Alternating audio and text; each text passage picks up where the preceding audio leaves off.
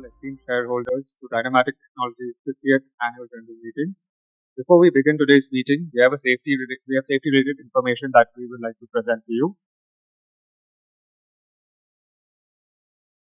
So please turn off your mobile phones whilst you're on the top floor. Photography or videography of any kind is strictly prohibited. The restrooms are in the central area of this building. Please wear appropriate protective equipment while you're on the top floor, and please stay within the gang while you're on the top as well. Smoking is not permitted inside our premises. If there is a medical emergency, we have a doctor and an ambulance facility available within our premises as well. In the event of an emergency, please make sure you use the emergency exits and assemble at the safe assembly zone. Thank you. Your safety is our priority. Thank you, Vic.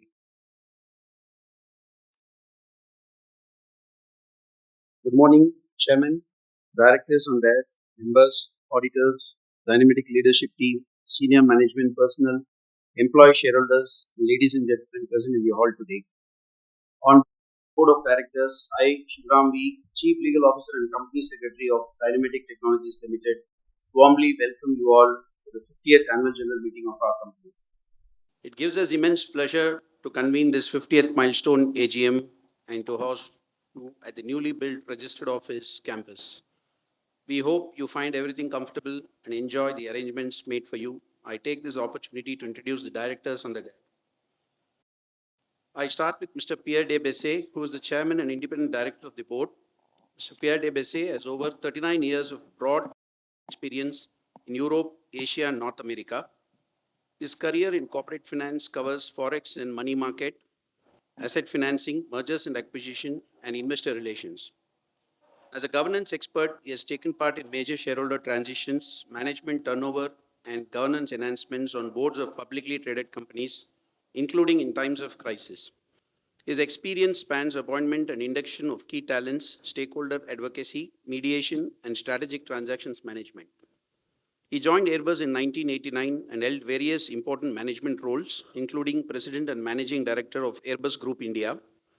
Prior to joining Airbus, he worked with Bank Indosuez in Beijing and in Paris. Besides, he acted as General Secretary of the Standard Board for Compliance of French publicly traded companies with the country's corporate governance code during 2019. He is also an investor with an interest in tech companies. He holds an MBA from INSEAD and a license and diploma superior in Chinese language from the National Institute for Oriental Languages and Civilizations, Paris. Mr. Pierre de Bessé is a Knight of the Legion of Honor, a French government award for services to his country. We welcome you, sir.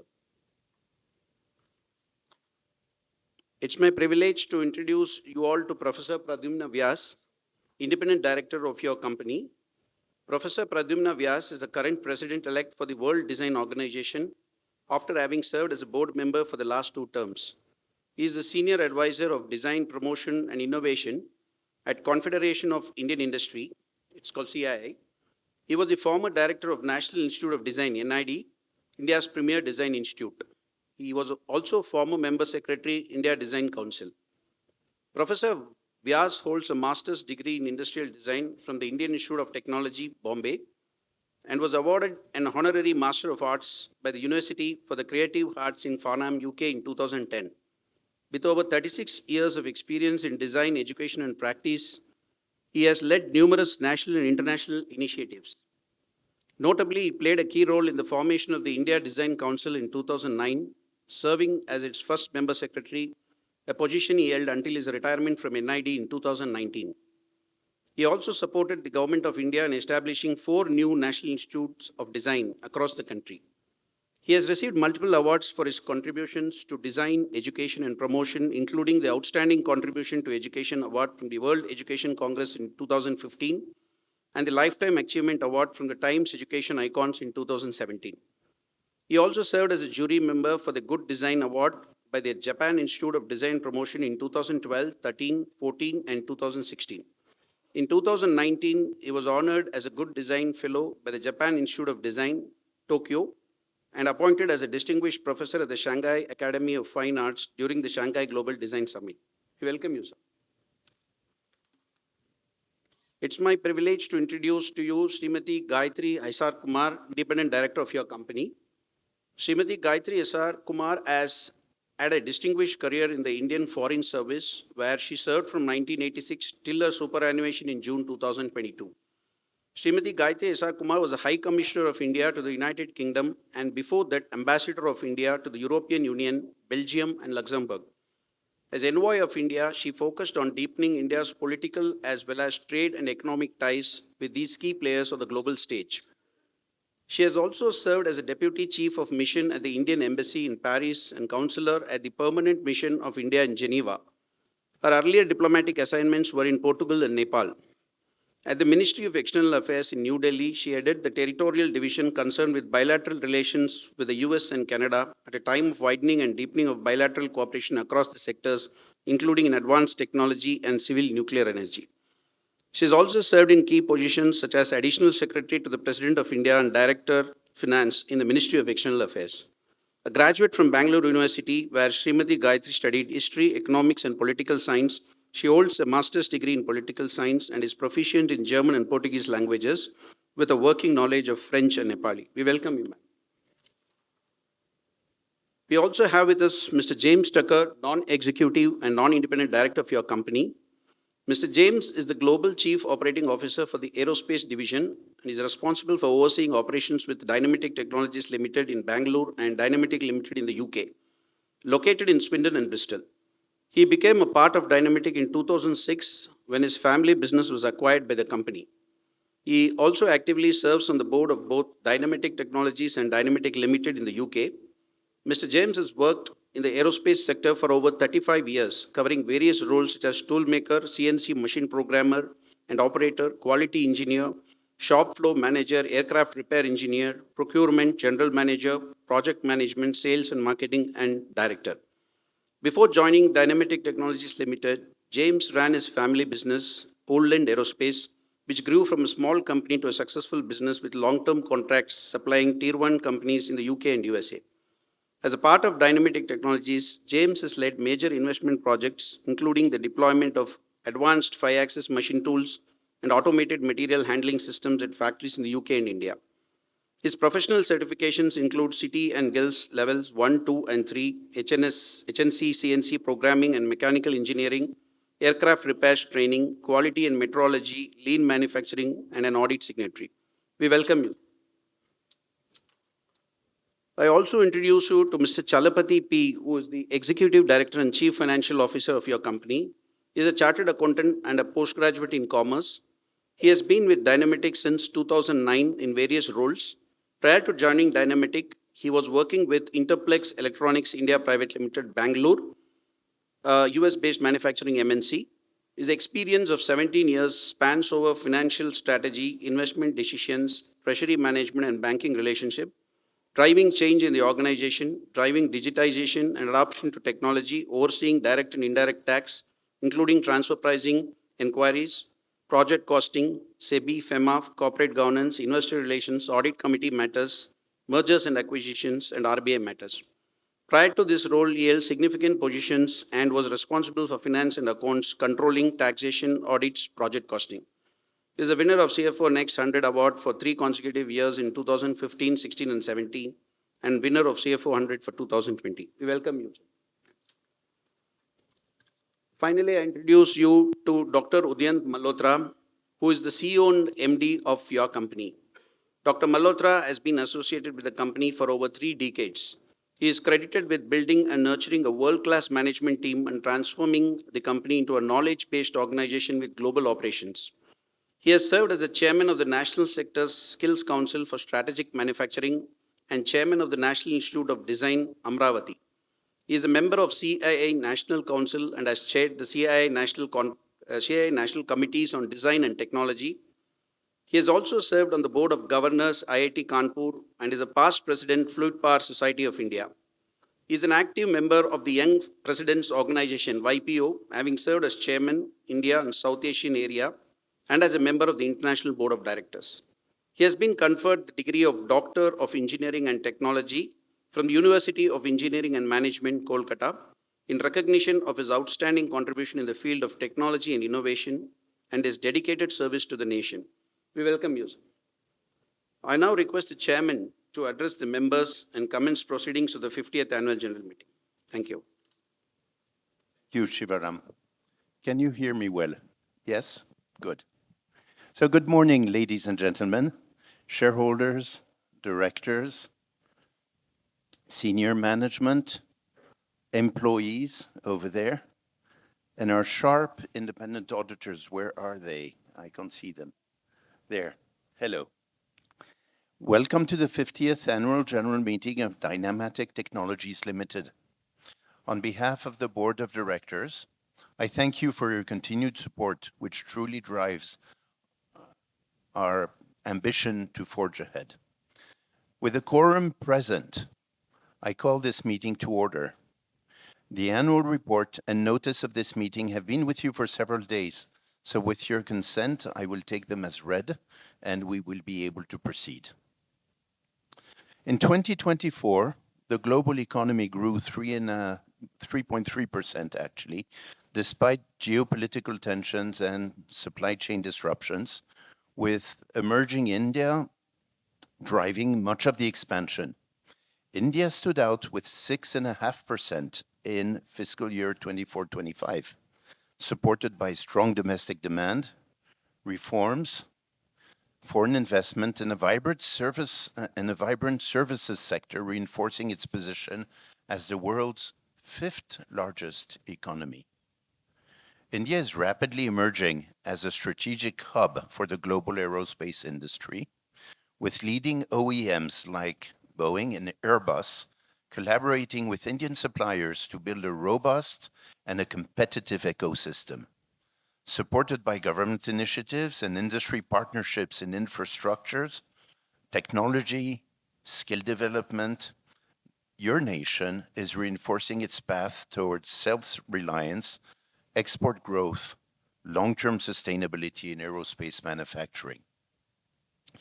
Your company's prestigious contracts, such as the Airbus A220 family aircraft doors, rare fuel tank assembly for the Dassault Falcon 6X business jet, and the rare fuselage assembly line for the Deutsche aircraft D328 Echo turboprop, they validate India's capability to deliver flight-critical aerostructures global standards.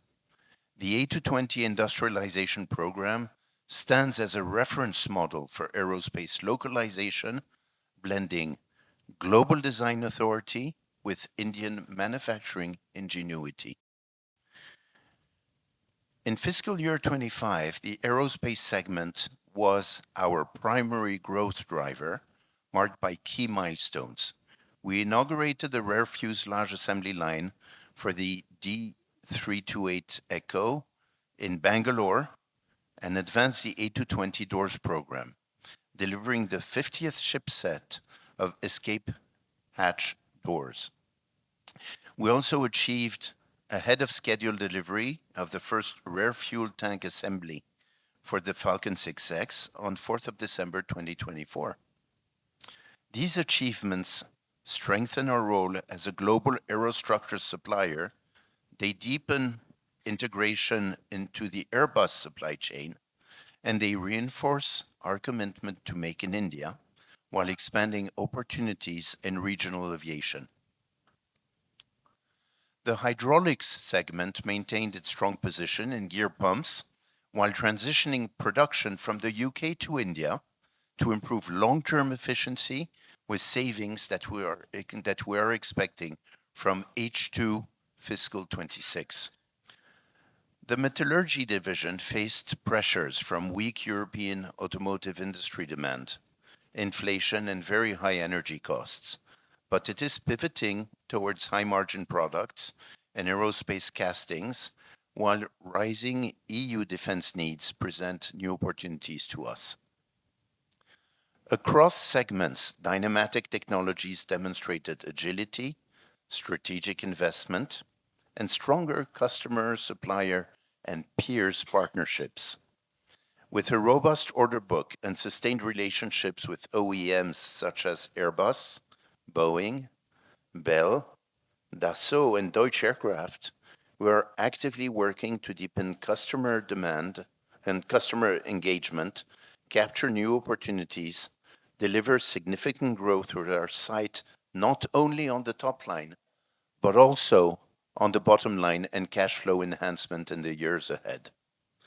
Mr. Udayan Malhotra, to my right, is best placed to articulate how the company leverages quality, innovation, customer focus, and strong partnerships to capitalize on opportunities and steadily climb the value chain. We remain committed to investing in the future, serving clients effectively, and creating long-term sustainable value for all the stakeholders. For me, it is truly an honor to serve as chairman of this board, and I thank the board for its trust and confidence. We together support the leadership team in driving the company to new heights. Having said that, I now request Mr. Udayan Malhotra to present the company's performance. Please, Toby.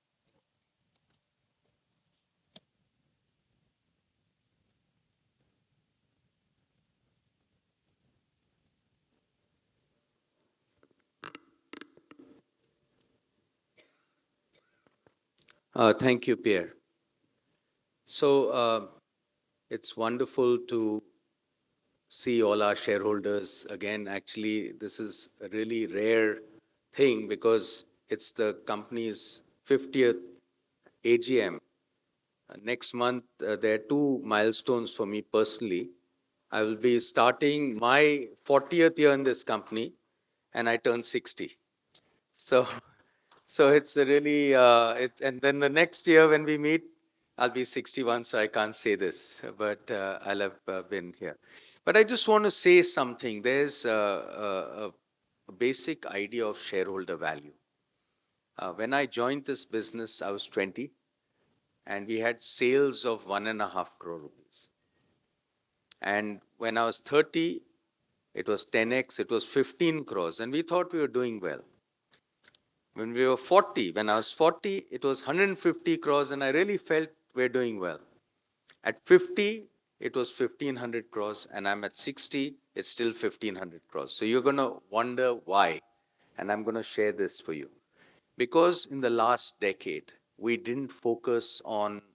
See, in India, there's something quite interesting. If I had just continued and we had gone from 1,500 and had, let's say, 15,000 crores, it would have been a hydraulic pump business with automotive. And there'd have been a certain value, perhaps more than what it is today. So in a way, as an entrepreneur and a shareholder, and for all our shareholders, we've sacrificed something. But actually, there's a lot of hidden value that doesn't get captured in the way the public values a business. A decade ago, our aerospace business was just 5% of our sales, and it's now almost 50%. And everybody today is trying to build an aerospace and defense business. It's a very difficult thing to do, and we built it. And that's the difference. Now, what has to happen is the foundation that we've taken this decade to use to build a business, we're at a completely different level from where we were a decade ago and from where the peer group of companies in India is. Now, in India, I see news that some company got some 30 crore order, 40 crore order from some aviation business, and I see their stock up 10% the next day. So that's how markets work. Yesterday, we were honored to host the entire board of directors of Airbus. As we speak, they're in the Prime Minister's residence. But they were here yesterday afternoon. And it's truly unique and it's a great honor for us. And frankly, it shows the kind of trust customers have. That's the world's largest aerospace company. So let me just take you into this journey and I'll share with you where we are and then give you a little peek into what's going to happen next. So as you all know, we're a hydraulic business. We had an automotive business which had plants in Chennai, which we sold, divested in the last 5 years. And that really lost a lot of the top line while we were building the aerospace business. but we retained one piece which is in Germany, and it's a drag on our earnings, but I'll showcase why we are holding on to that. So our business is really a mirror of our ambitions. It's a global business. It's based in Bangalore, but we're largely a Western markets. And fortunately, most of it is in Europe, which is very safe and very protected and in partnership mode with India. We are in hydraulics, the world's largest maker of hydraulic pumps. We are making about 1.5 million hydraulic pumps. Roughly 1 out of every 3 agricultural tractors on the planet uses our pumps when they go out from the factory. So you have a great market share and you have the opportunity to increase that volume. I'm not going to spend too much time on that because most of you are old shareholders and you know what we're doing. We're broadening our product offering and increasing our wallet share. In the meanwhile, we have manufacturing in UK and we have manufacturing in India, and we find that there's a optimization that we have to do, which we are doing very rapidly as we speak. So we are actually moving or returning a part of the business to India, exactly the opposite of how we run the aerospace business. And I'll share that in a few slides.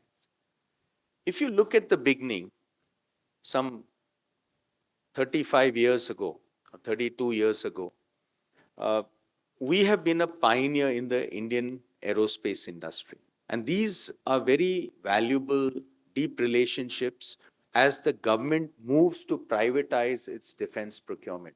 A lot of the young engineers in our defense laboratories and in the defense industry, which is government owned, were alongside me as a young entrepreneur. And today they're all like me, touching 60, and they're at the very top. And they have deep trust on the capabilities of this company. So that has a very unique value by itself. If you look at us in HAL, for 20 years, we were their best supplier. And this is now an industry that is rapidly growing into the private sector.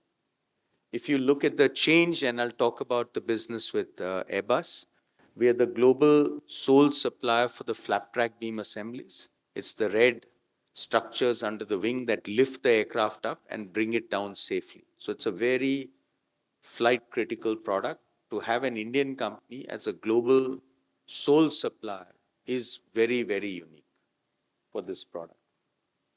What we've done here, and this goes to the heart of the matter, everybody thinks that India is low cost, but India cost of capital is very high. We don't have qualified raw material.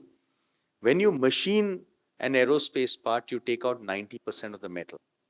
And HAL in its old way imports, let's say 1,000 tons, 900 tons will go to some Radhi wala in Bangalore. Similarly, for some of the other big companies, they just import by ship. 1,000 tons of metal, 900, 920 tons. What we do is we use low cost of capital in Europe. We have very automated robotic lines. We welcome our shareholders when you're in Europe to visit our facilities as you're going to visit today, and you'll be really amazed. And we make all these incredibly high tolerance part untouched by human hand, just by robot with very low cost of capital. And all that material that is waste is bricketed and is given back to the mill. So we also capture the value of the material. So material, money, machine in Europe. Method, man, mind, India. And it's a very collaborative, best value process that our customers really appreciate.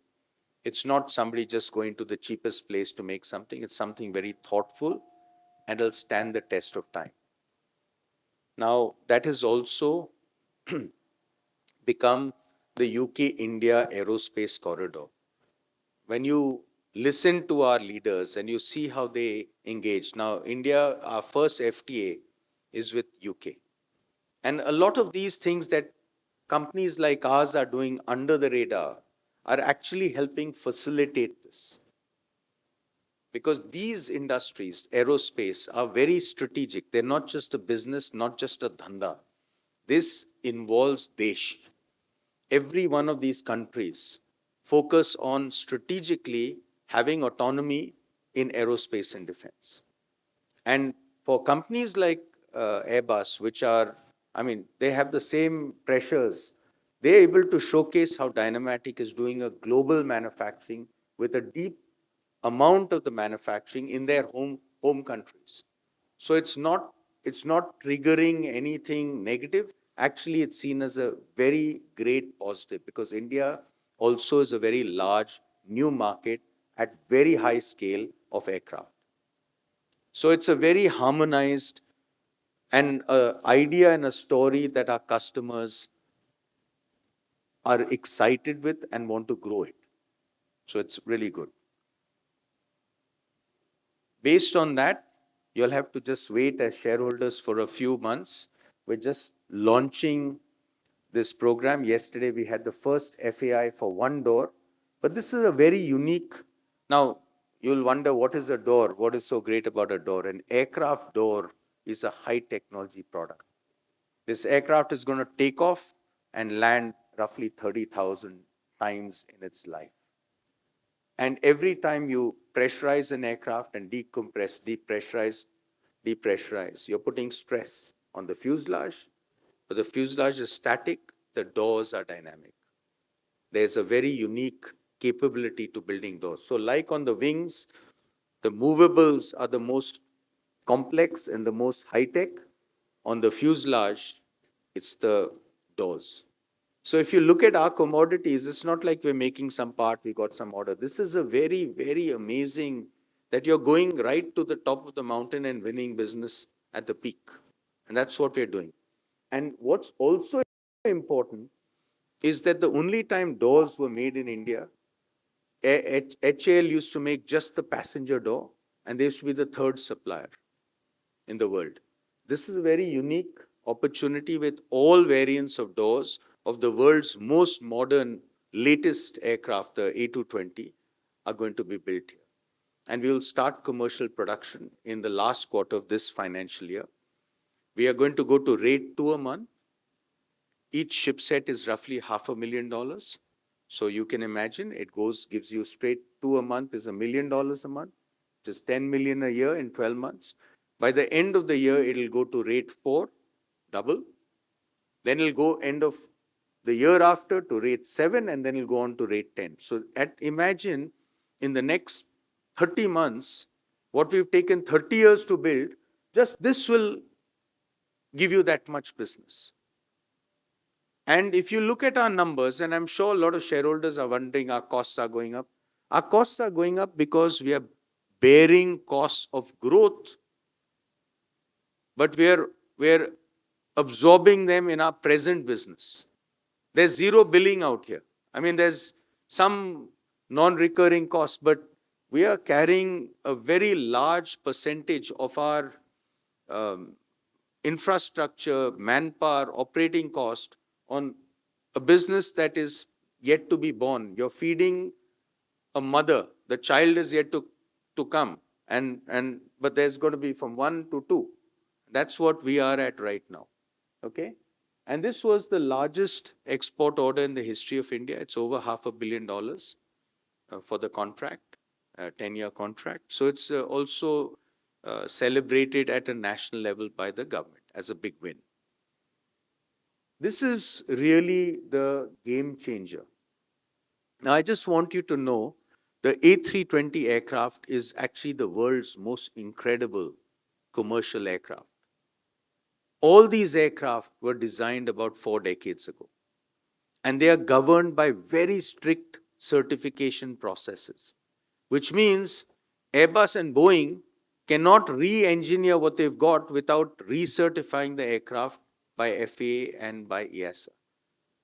So it's a very big catch-22 position they're in, where to go into the 21st century, they have to go back to recertify. And this is a class 1 flight critical product. If you see the red lines, you see the flap track beam as designed by Airbus, as made by us for over a decade. And then you see in the green lines how we've changed it. We've redesigned it But we worked with Airbus, we worked with the boundary conditions of the certification. And within those boundary conditions, we completely re-engineered and reimagined this product. So it's very unique. This is the only Class 1 flight critical product that has been redesigned in the last 39 years. And that's what puts us in a very different, it's not just manufacturing, but it's design of something extraordinary, the A320 flap track B. And you see the collaborative nature. That's the last Chief Procurement Officer of Airbus. On the shop floor, you see James and myself touching the product with, this is a very big deal. I mean, in aerospace, this is a very big deal to take a giant company like that, collaborate where the chief procurement officer, chief engineer, they're all with their hands on the business with a company in India. A company in India and in UK. So it's a global business, although we are small. And we are also the first awardee of the Global Sustainability Award of Airbus. So that's again a very big deal. In the emerging world, sustainability has become a very big driver to reduce emissions and to be green. And of course, as I mentioned, the fact that we upcycle all our waste, the fact that everything here, the power is all solar powered, everything is green energy. So all these things add up and they give you a position right at the top of the pile. Now, you see Jürgen, who was the chief procurement officer earlier there, holding the award and giving it to me. Now, this is a very interesting story. This is him in his last avatar as chief procurement officer for the 321 flap track. We're now suo moto offering them a redesign on the 321. Now, when you redesign, we're giving customer savings and we're relifing profits into our business and we're making the plane safer. Everybody is winning. Now, this gentleman, it's a very rare and special company, this Airbus. They take their very senior leadership. Pierre was president of India South Asia. Just before that, he was the corporate secretary of the Airbus group. And then we had Remy, who was the next president. Remy has gone back and has become chief engineer at Airbus and is the chief of technology of the Airbus group. Jürgen, who was the chief procurement officer of Airbus Group worldwide, buying 40 billion a year, is now the president of South Asia. And we have this very unique technical relationship with this great company, right? So this is the Airbus headquarters, the new headquarters for South Asia. This is one of their most incredible regions because they're selling thousands of aircraft. They're getting innovation that they've never seen before. They're getting cost. They're getting a very protected supply chain.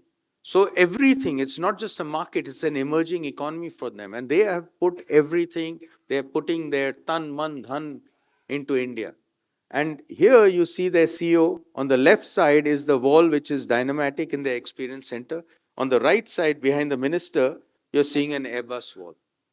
Tonight, they are showcasing the same products at the German ambassador's house to the civil aviation minister and showcasing how the future of how aircraft are going to be built in Airbus is going to be based on experiments of design that they're doing over here.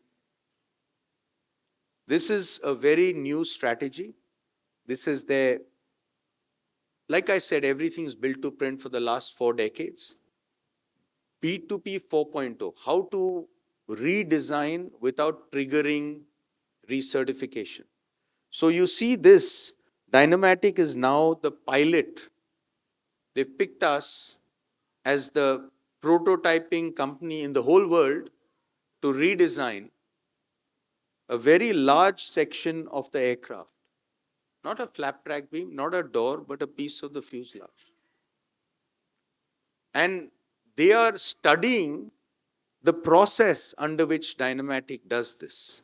And that study report will redefine the way the procedures they have with their top 30, 40 suppliers in the world, giving them opportunities to come suo moto like we do to deliver innovation and redesign.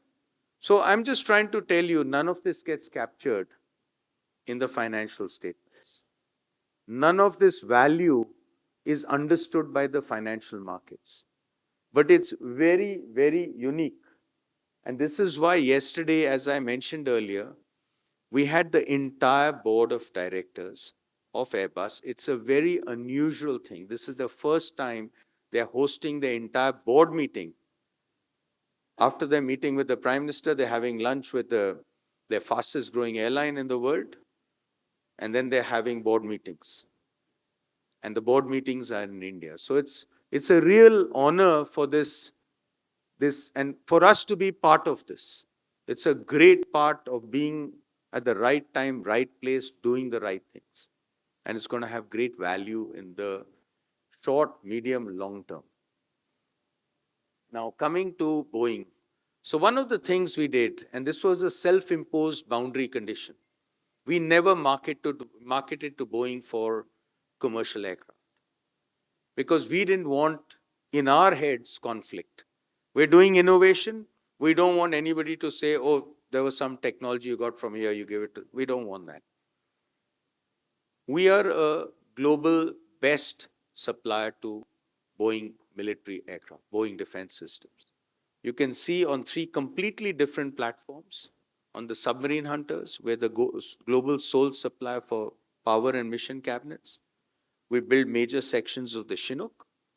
And you can see a supersonic fighter jet where you're making the stuff that holds the engine of this very powerful aircraft that flies at 2.5 Mach onto this aircraft. And we are their so we are the incumbent best supplier in the world. They didn't have this award in 2024.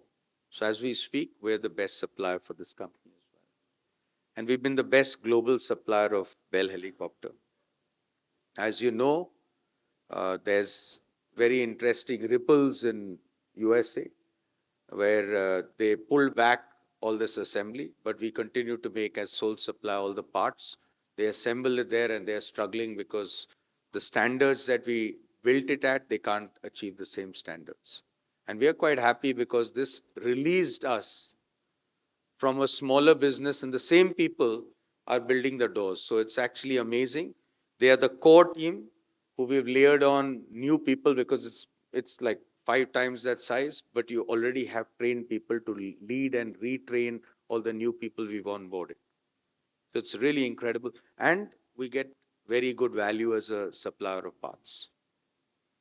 Of course, it's not strategic anymore, but others are more strategic as we've shown you. When you're the best in the world at something recognized by these great companies, that's what we've got to keep pushing on. Now, this is Dassault. So everybody talks about the Rafale. Nobody, or how many here have heard of the Falcon? Okay, so we have smart aerospace savvy shareholders. So the Falcon, they make 18, 20 Rafales a year. They make 50 Falcons every year. All right? And the Falcons now are not just business jets. They're being used also for electronic intelligence. They're putting radars on it. So they're finding new use cases for this aircraft. All right? So you see, we are already in production of, I think, 6,000 parts, different part numbers. We are doing, we talked about an FAI yesterday. An FAI is a very big thing. First article inspection of the door. We are doing 7 FAIs every day, not of doors, but of little parts, but they're very complex in the document. 7 a day.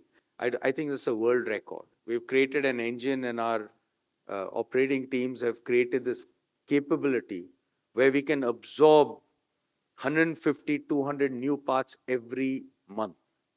So it's almost 2,000 parts every year, which we can keep adding. And then once you add those parts, you can start the downstream assembly operations as well.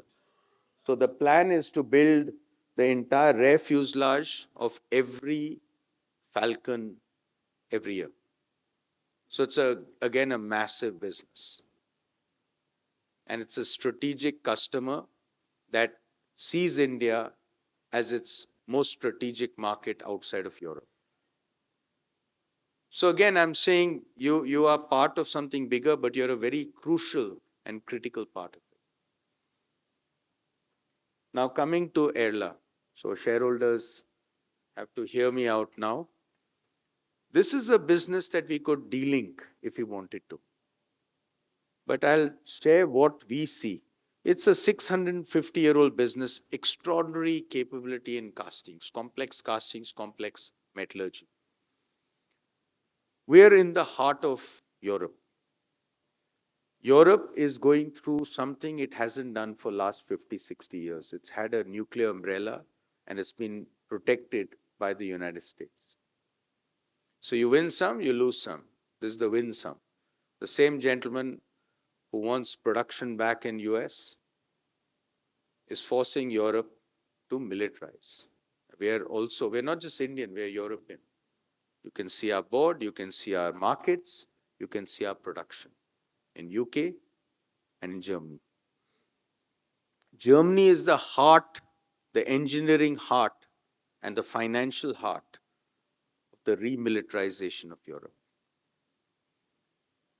And what we are doing is we've already prototyped all the stuff that will be required for this market at scale.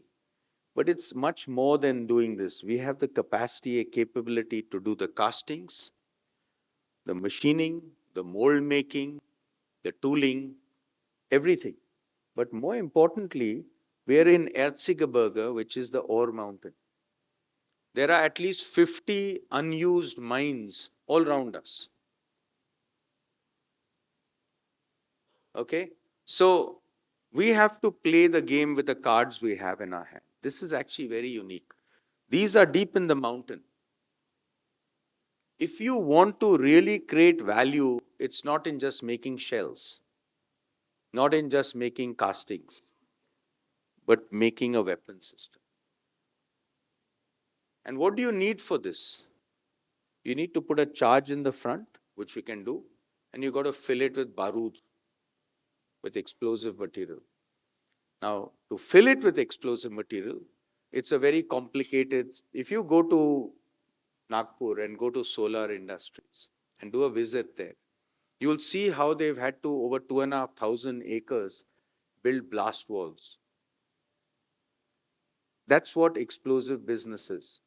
But over here, we have a mountain all around us, filled with deep holes, mines, where you can have filling stations. Actually, when you go inside, it's quite remarkable. It's like suddenly you come up into a hall 10 times the size and 3 times as high. So you can actually have a factory in the mountain doing all this, which is completely safe. So this is karma. And we have to play to that opportunity right now. We have to hold this for a while. We are doing everything, but it takes time, like everything else. In the traditional sense, we were expecting to get delivery production in March, the last quarter of last year. What happened? There was a funding arrangement of NATO by the United States for Ukraine, and that suddenly you had a change in government, and they want Europe to fund it. So there's a certain bureaucracy that the Europeans have. It's a good procedure. It takes time. But in that process, we're not stopping. We've done our work. We continue doing what we're doing. We've cut our costs. We're optimizing the business to limp along till we rejig it. And all I'm saying is that there are easy ways that one can say, and it's something that I know, and if we discuss it, all of us know it, and we can voice it, that if you just snip something here and there, you will have greater value. But there's great hidden value here. And there's great hidden value. 10 days ago, our bankers were here, and they finance everything.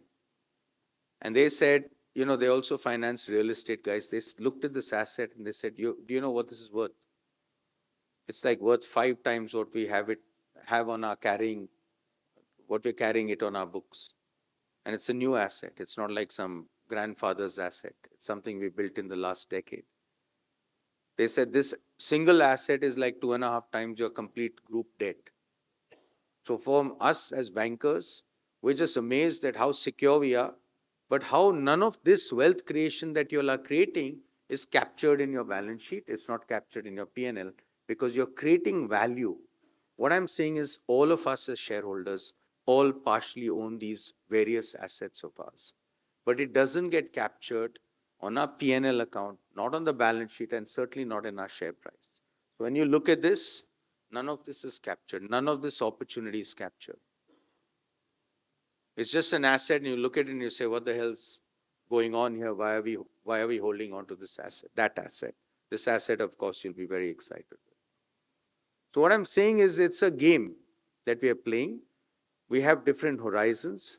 Many times when I talk to shareholders, I'm very conscious not to make a promise that is going to be for today, because we are building a real business, and the shareholders who've made incredible money on this business are our long-term shareholders. And most of our really good shareholders are long-term shareholders. But that said and done, we're not going to go sideways for another decade. I'll be 70. I shared that right in front. There's an ambition in every entrepreneur to build a business. So I want you all to be assured that the last decade of changing our business is not going to be the next decade. We've changed it. Now we just have to grow it. All right? And the positioning of us in the Indian defense industry. So during COVID, there was a slowdown in volume, deep slowdown. We didn't stop. We didn't send our people home. We kept running all our factories. We got exemptions. And we developed systems which you don't know about. It's made by our tooling department. And you see that big structure there for our missile launch systems, the radar systems. It's a very complex assembly, complex machining built by us. Look at these missile launchers, all built very high accuracy. Now I'll tell you something. You'll go and find some company on the stock market, and the entire business will announce something like this and you'll give it a great value. It's all here. I think what we haven't, maybe it's a certain immodesty, or that people keep beating the drum about small things, or we think they're small things, but they're not that small. But we are not beating the drum to create hawa. It's real. इस घड़े में पानी भर के is full of everything that we need. It's not something that is full of air that you're just beating to make noise. That's what I'm saying. It's all there. And there's tremendous opportunity. Then as India goes to building a fighter jet in the private sector, which company has this capability? This capability has been built over the last 20 years. It's a little crazy because when we made the first aircraft, we made the rear end. Typically a company, any normal company, when you go on your next campaign, you'll say, okay, I'm an expert on the rear end, on the tail. What did we say? We don't want anything to do with what we did there. We want to make the front. And we won that. And then when we had an opportunity on the third supersonic aircraft, supersonic build is at a different level. Nobody has that capability. Even you see HAL struggling to deliver 7, 8 LCAs every year. They're struggling because they don't invest in craftsmanship, kabiliyat, craft, aircraft. I keep talking about it. Engineering is one thing. How you build it is craft. What we've done is we've created a system, a company that can now bat, bowl, field, wicket keep. You can do everything. You're all-rounder. And here you will see in this very place the entire design team of DRDO on the AMCA. And all of them understanding the deep outreach between the public sector and the private sector here, with Dynamatic right up front as an innovator and pioneer in this sector. And here we have the entire aerospace industry. A lot of those companies that you invest in are here. Some of them you haven't heard of, but they're truly great. And all of them are here, and it's a Together for India approach on building the next generation fighter. Now, I'll tell you something. That aircraft will be built. You've seen a lot of announcements made. You've not seen anything made by us. But a significant work share of that aircraft will be built here. And that's strategy, and I can't say anything more than that. So these are long games. We're positioned in a way that nobody has been positioned before. So what next? So I talked about this. A lot of you all who are old shareholders saw a little garage behind a hydraulic pump plant, and you all laughed and said, "What is this?" It sounded like a cute little pastime. That's our main business today. This is the second garage. This is Dynaton. I think this will be incredibly valuable for our business, and I'll share why. We've assembled a team of extraordinary scientists and engineers, which you won't see, and you'll understand why anywhere else. So we've developed something called a Cheel. It's a 5-meter wingspan aircraft. It's designed for two things. It has a specific marketplace right now as a submail, but everything in there has been designed by us. So we have a parametric knowledge to, if you go 3x, it becomes a mail. And if you see the kind of mail aircraft, medium altitude, long endurance, India is buying these from the United States for like $100 million a piece. So this is not us being part of something else. It's us, Dynaton, building the entire system. And let me share the cameras, the gimbals, all the hardware, all the analytics, all the electronics, all the software has been developed in-house. It's deep technology and deep industrialization. This has to fly up in the Himalayas in thin and cold air, minus 40, minus 50, but 18,000 feet up. And it has to fly in the desert next to Pakistan at sea level, 100 meters, 200 meters above sea level and above at plus 50 degrees centigrade. So we are doing computational CFD, computational fluid dynamics, all done here. The aircraft is actually designed with all the flying characteristics, the algorithms, the control laws are ours. So if you want, we want to make a bigger aircraft, we already have the knowledge. All we have to do is just jig a bit and we can change it. The gimbal, it's a stabilized, this is a mail class. So you can actually look day and night 20 kilometers away from the aircraft. So if your aircraft is 100 kilometers away, you can look 20 kilometers deep, day and night with clarity. And it is fully stabilized so that you don't get shake. You can lock into a target. And you can see the structural analysis that we've done for these things. This is made of carbon fiber, so it's a very, very stable structure. And here you can see the day-night payloads. We just buy the lenses. The cameras are ours. The software is ours. It's really incredible. And here you can see on the right side, that's 20 kilometers away. You normally have haze. We have real-time software that cleans the haze. If you see the lower picture on the right, it's all proprietary software. Now, we've had people come from all over the world to come and sell stuff, right? And pretty much after half a day with us, the conversation changes to collaboration with us. And we haven't announced it yet, but there are 2 or 3 extraordinarily big things, so I'll just leave it there. But there's tremendous opportunity because all this is designed in-house. All the schematics, the software, all the electronics are, you see everyone else, there are like 500 guys everywhere in India selling drones. Drones is what I did when I was a kid. I was a hobbyist, right?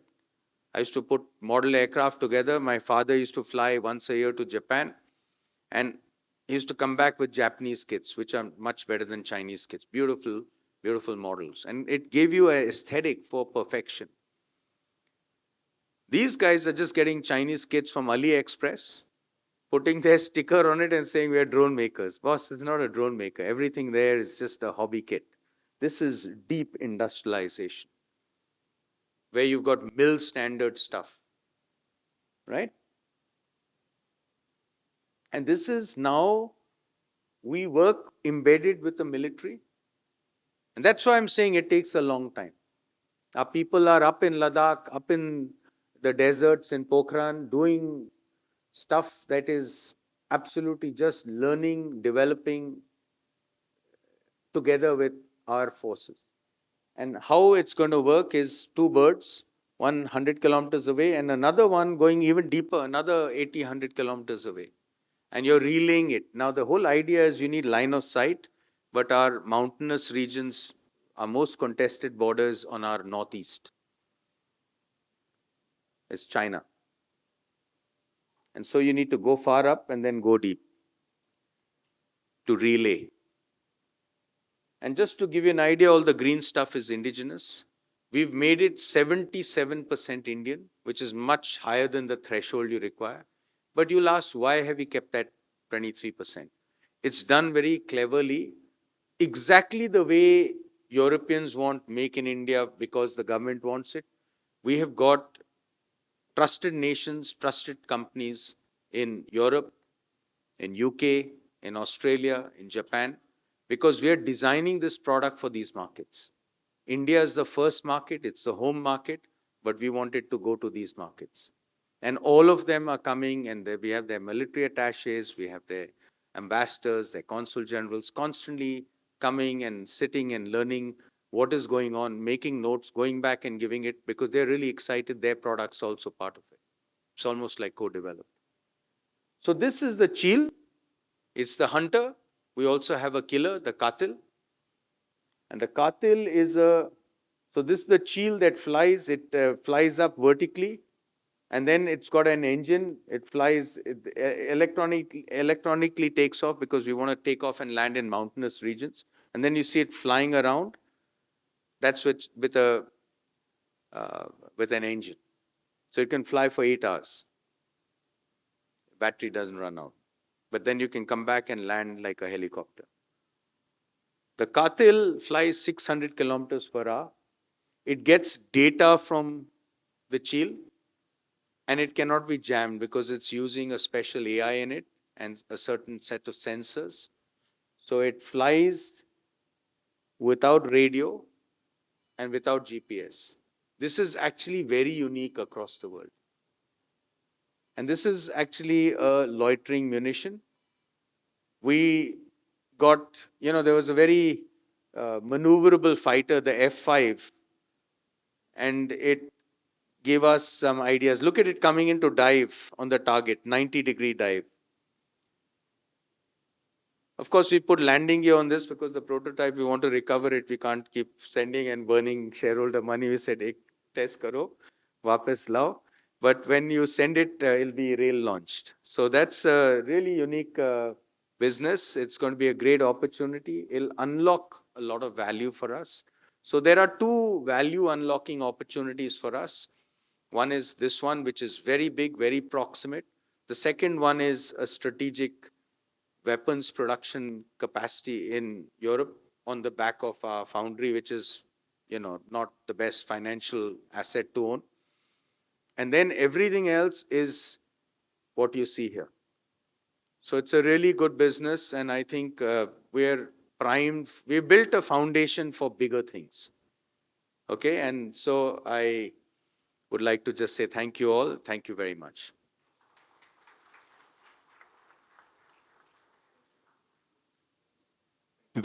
Thank you very much, Toby. I will now pass to Shivaram V, to our Chief Legal Officer and Company Secretary, to take over the compliance matters and the resolutions. Thank you, Shiv. Thank you, Chairman. To enable the members to avail themselves for the benefit of physical participation, we are conducting this annual general meeting through physical presence at this venue. The notice dated 27th May 2025 convening this 50th Annual General Meeting, along with the audited standalone financial statements and audited consolidated financial statements of Dynamatic Technologies Limited for the financial year ended 31st March 2025, together with the annual report, has been made available to you in advance of this meeting. With your and the Chairman's permission, I shall take them as read. Pursuant to the provisions of Section 170 of the Companies Act 2013, the Register of Contracts, Register of Directors and Key Managerial Personnel, Register of Proxies and other relevant documents are kept open and are available for inspection by the members during this meeting. The auditor's report did not have any qualifications. With the concurrence of the members and the Chairman, I shall take the same as read. In compliance with the provisions of Section 108 of the Companies Act 2013, we have extended a remote e-voting facility through KIADB Technologies Limited to the members to transact the business set out in the notice of the annual general meeting. The said facility was available from Saturday, 27 September 2025 from 9 a.m. to Monday, 29 September 2025 up to 5 p.m. Mr. Atish Tagde, practicing company secretary, has been appointed as scrutinizer for scrutinizing the remote e-voting facility as well as the e-voting at this annual general meeting in a fair and transparent manner. Members who have not cast their votes by availing of the remote e-voting facility and who are present in the meeting will have an opportunity to cast their votes through an electronic voting system. Members may please note that there will be no voting by show of hands. Members present who have not yet cast their vote can use their e-voting desk, which is set out outside the hall. The results would be declared after considering the e-voting during the annual general meeting and the remote e-voting already done. The results will be submitted to the stock exchanges within 2 working days of the conclusion of this meeting, and the relevant resolutions will be deemed to have been passed on the date of this meeting. The results declared along with the scrutinizer's report would be placed on the websites of the company and KIADB Technologies Limited. With your permission, I now take up the resolutions that require members' approval. There are 5 resolutions. The adoption of financial statements for the financial year ending 31st March 2025, appointment of Mr. Dietmar Ahn as director liable to retire by rotation, confirmation of interim dividend as the final dividend, appointment of secretarial auditor of the company, ratification of cost auditor's remuneration. We will now conduct the Q&A session. We will first collate all the questions from our members present here, and then the CEO and Managing Director or any relevant person from the management team will answer the questions. All members will need to mention their full name along with their DP ID and client ID or folio number along with their questions. Please note that proxy holders are not entitled to speak at the meeting pursuant to the provisions of Section 105 of the Companies Act 2013. We shall endeavor to do our best to answer all the questions received from the shareholders. Given the time constraints, we request that each member keep their speaking time to a maximum of 3 minutes. I would now like to invite our members to come up to the podium stationed in front of the dais to read out questions, clarifications, or observations with respect to the resolutions contained in the notice and annual report. When referring to any item in the annual report, kindly indicate the page number. Please do not repeat the same questions already asked by another member. After all the shareholders have spoken, the Chairman, CEO, and MD or any other relevant person should reply to the questions raised by the shareholders. If you have any questions, you're welcome. Yeah, please.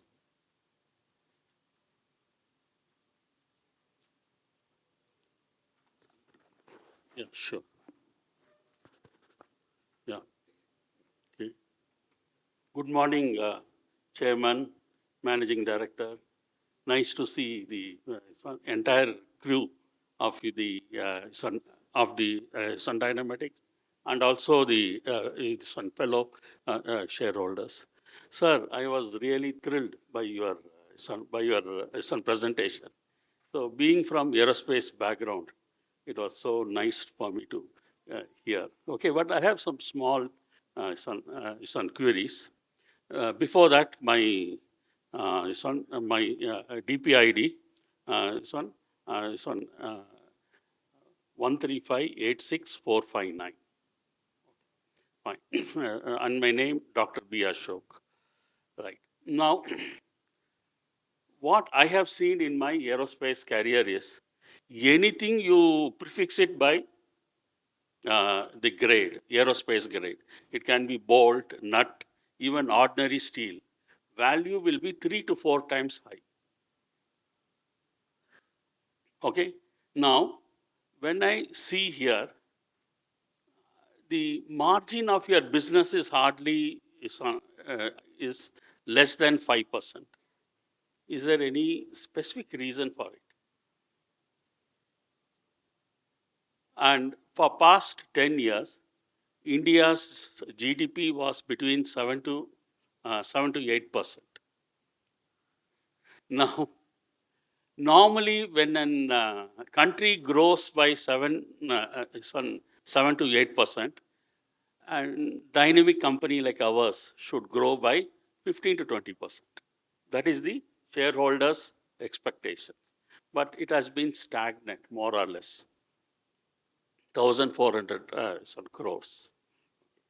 Then other thing is, I was quite happy with your unmanned aircraft vehicle, loitering munitions. So my humble question is it being productionized? Who is the who is the owner of the design? Okay, and has any patents been taken on these munitions? Okay, then coming to the risk front, there is a business of something like 140 crores with US. And I think every day we are getting negative news regarding business from US. Now, what is the expected damage that you expect? Because you had shown that you have a business relationship with Boeing and the other companies. Okay, and in your risk management section, you are not considered political risk. Suppose tomorrow, just like Atmanirbhar Bharat, if people start saying Atmanirbhar Germany, Atmanirbhar UK, already Atmanirbhar US is there, what will happen to the company's business? Has this been thought? So these are my observations. Thank you very much.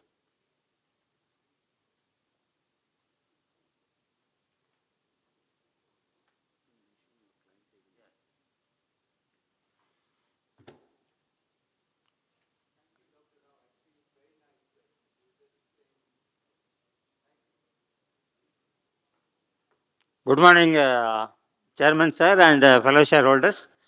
My name is R.M. Bhatt. 3404-1947 is my client ID. I am the long-term shareholder. To prove that, I bought one fantastic, interesting article. Your speech was very dynamic, as per the name of the company, Dynamatic Technologies. You have shown very good future for the shareholders. I have invested in the company when company was manufacturing only small motors for tractors. Say, let us think that it is on the soil, on the ground level. Now you have gone to aerospace. If you remove the term aero in the space, further is only space. Now from your presentation, I am seeing you are in the water also. That means in the naval business also you are contributing something else. It's very fantastic, this one. And we are in a landmark year of celebration, 50th annual meeting. And once you announce that you are reaching 60 next year, then only I came to know that we are very near to 60. So you look like only 40, straight 20 years discount for you, sir. And to commemorate this 50 years Golden Jubilee event, as a shareholder, what we expect is you should give a memento or gift which is memorable in our lifetime. Because the gold is costly, I don't recommend gold. Anything of the silver coated with gold also can be considered. And second thing is, to commemorate this 50th Golden Jubilee, I request I request the board to consider stock split, which will assure affordability, and ensure liquidity, which will not increase the share capital of the company. So that can be considered. I am the long-term investor in this company because I am myself an analyst of stock markets last 40 years. I have invested in this company before 1990. Today's your AGM report is very fantastic. I was buying business papers since those days.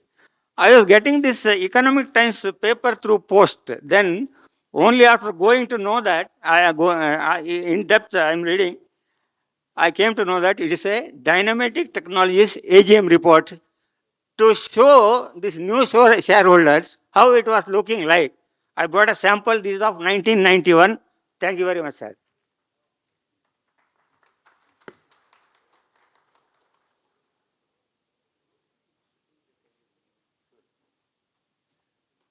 Good morning. Sir.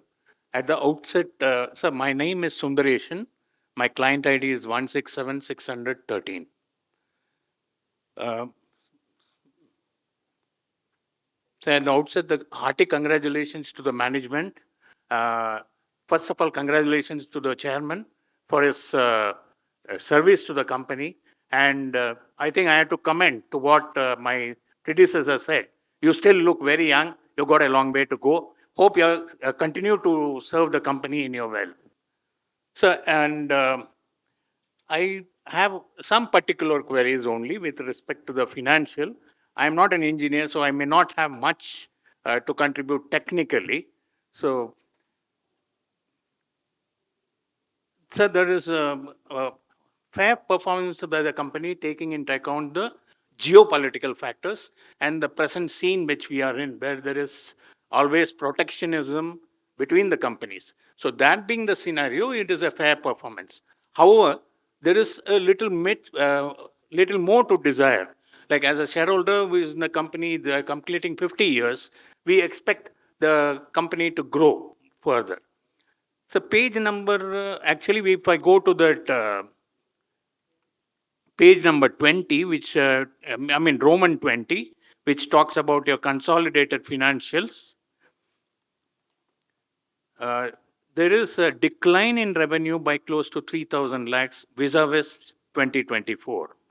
So I think from 1,22,933 lakhs to 1,43,80 lakhs. So it'll be great if the financial team and the production team, the entire management clarify as to how there is a decline of close to 3,000 lakhs when there is we are in a niche segment where we are into the segment where, which is the in thing now, like drones and all that. So how can there be a decline of 3,000 lakhs? Sir, we have got three divisions as per the balance sheet. So there is a metallurgy division, there is a hydraulic, and the niche segment of the aerospace. There is a marked decline in the metallurgy section, like it contributes, which used to contribute 33% in 2024 of our consolidated revenue to 24% now. So that marked decline also further in the financial point also. Actually, if you see the PAT margin is at the lowest. The profit after tax is lowest at the 3.07%. And in particularly with respect to metallurgy, I think there is a big blow. I think the profit has declined more because of metallurgy, despite your segmental revenue being lower.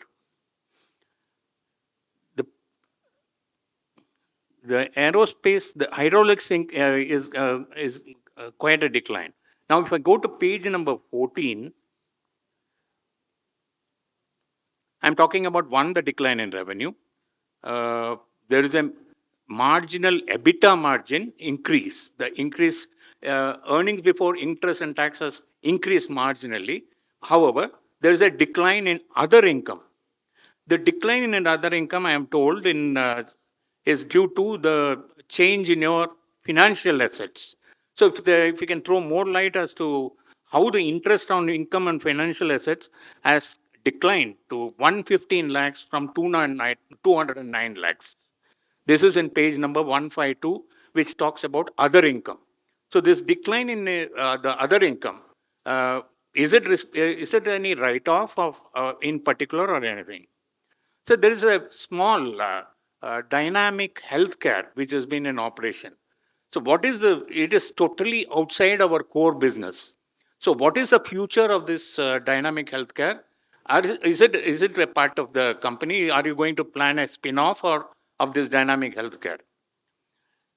So there is I think among the things which was touched is there was a aircraft incident. I think the chairman was talking about one of the causes of the aircraft incident was there is not enough thrust, or that aircraft flap or the landing gear was at fault. I think from what little chairman could make out, I'm not a technical guy, so I don't know much. If you can throw more light as to whether our contribution to this technical or the landing gear or the flap, is there any contribution by us technically to that flap? Again, there is a American subsidiary which my fellow shareholder touched on. I think we are close to losing about 10% of our profit due to the American subsidiary. So, what is the future of this American subsidiary? There is a problem with our American counterparts. So, what is the future for the American company? So, that's also. Thank you so much.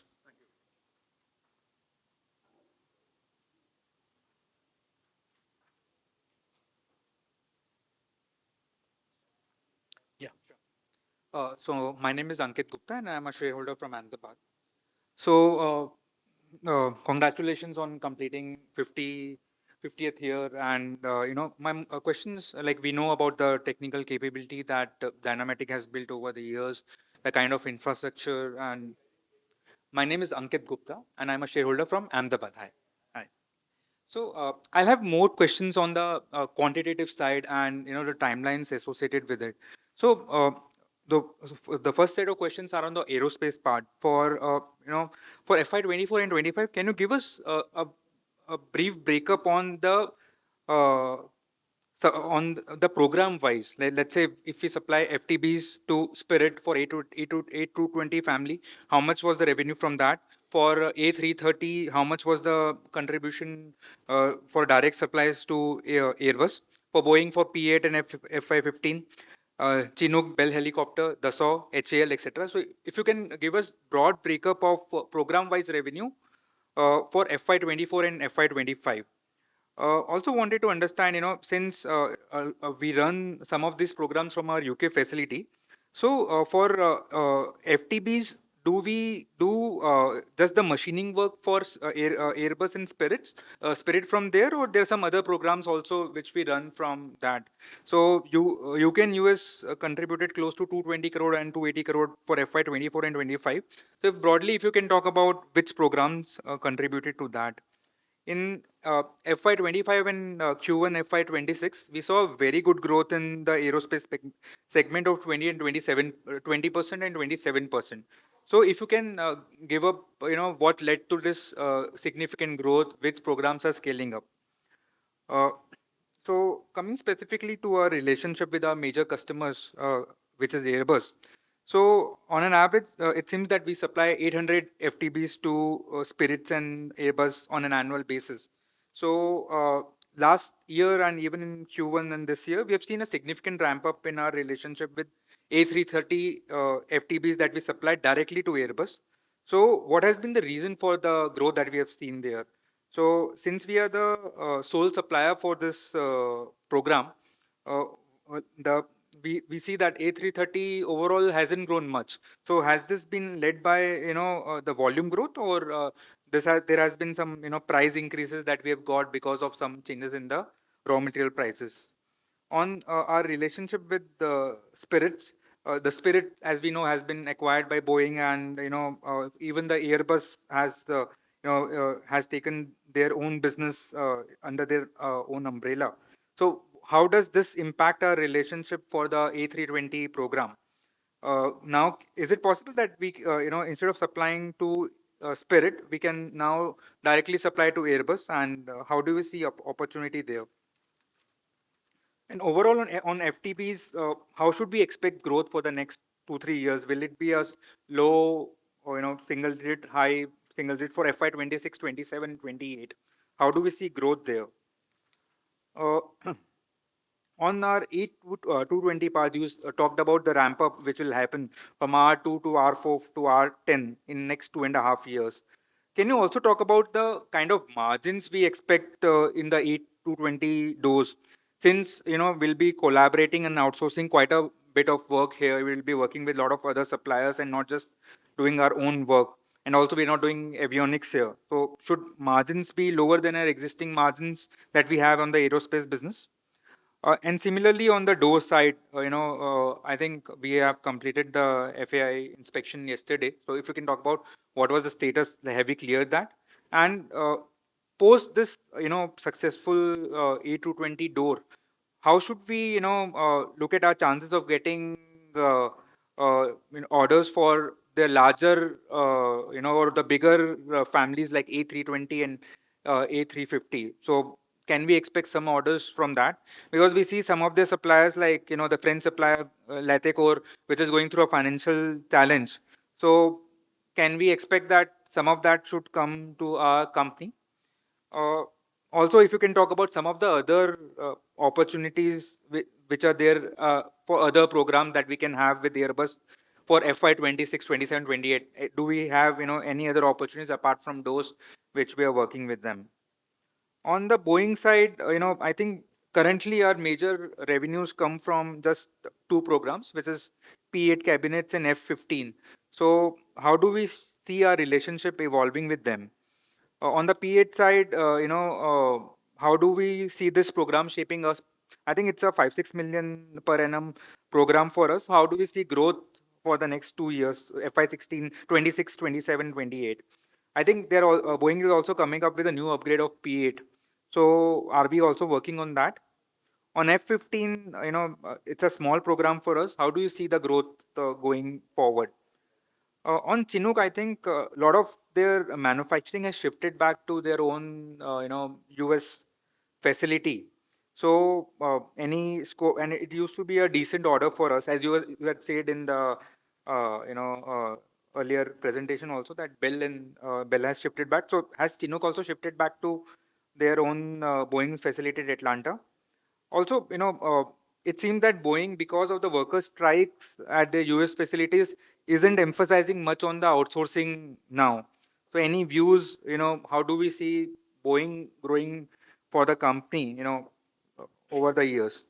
On the Dassault side, will be supplying them the air fuel tank for the Falcon 6X. So, how big can our relationship with them for this program? Apart from that, as you had said, that we'll be working on 6,000 parts. So, how will the opportunity evolve with them over 26, 27, 28?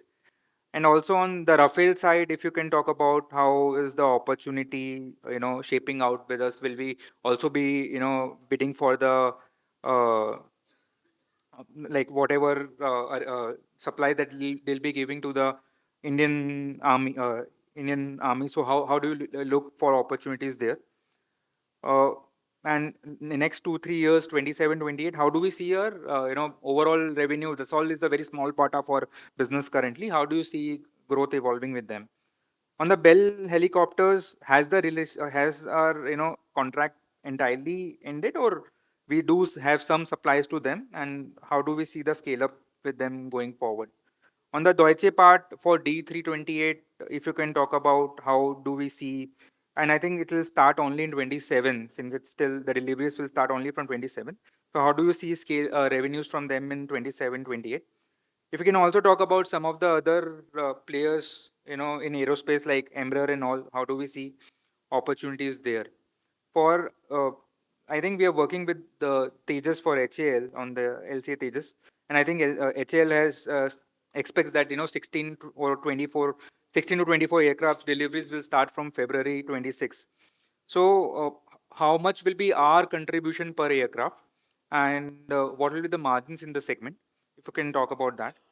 And for the overall aerospace segment for 26, 27, and 28, what kind of growth and EBITDA margins do we expect? So, yeah. And just last few questions on the Dynatones. So, like for this 3-4 program drones that we're working, Katal, Cheel, and Patang. So when do you expect the field trials for them to start? And what is the status for the field trials for each of them? And how do you see the monetization for each of these programs happening? I think there is a huge order coming for high altitude drones. So how do you see this, for Cheel and Katil, how do you see revenues? Should we expect any revenues from them in, if not 26, then 27, 28? Any order bid that orders that we are bidding for during this FY 26 and 27? And apart from that, we're also working on some of the other products on radars, electro-optic system in Dynatrons. So if you can talk about that. Yeah, thanks.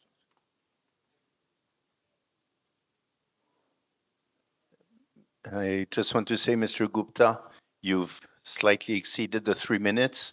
I'm not sure you'll get an exact answer to all of your questions right here, but we'll be talking to you afterwards. Okay? Thank you. Hi, good afternoon, everybody. My name is Dhwanil Desai. I'm from Ahmedabad with folio number 43096052. I would really appreciate, if you can answer the questions in detail. And thanks for a very fantastic presentation here. A lot of questions have been covered, and I request you to bear with us because this is the only opportunity we get to understand more on the business. So hence so many questions. I understand time limits and everything, but the reason for question is this is the only time we get to know more about the business and understand what is happening. So there are few questions. I'll limit it to 7 or 8 questions.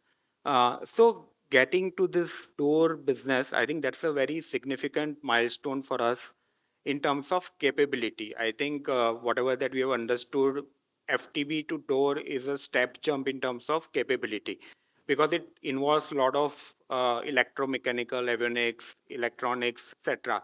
So if you can help us understand,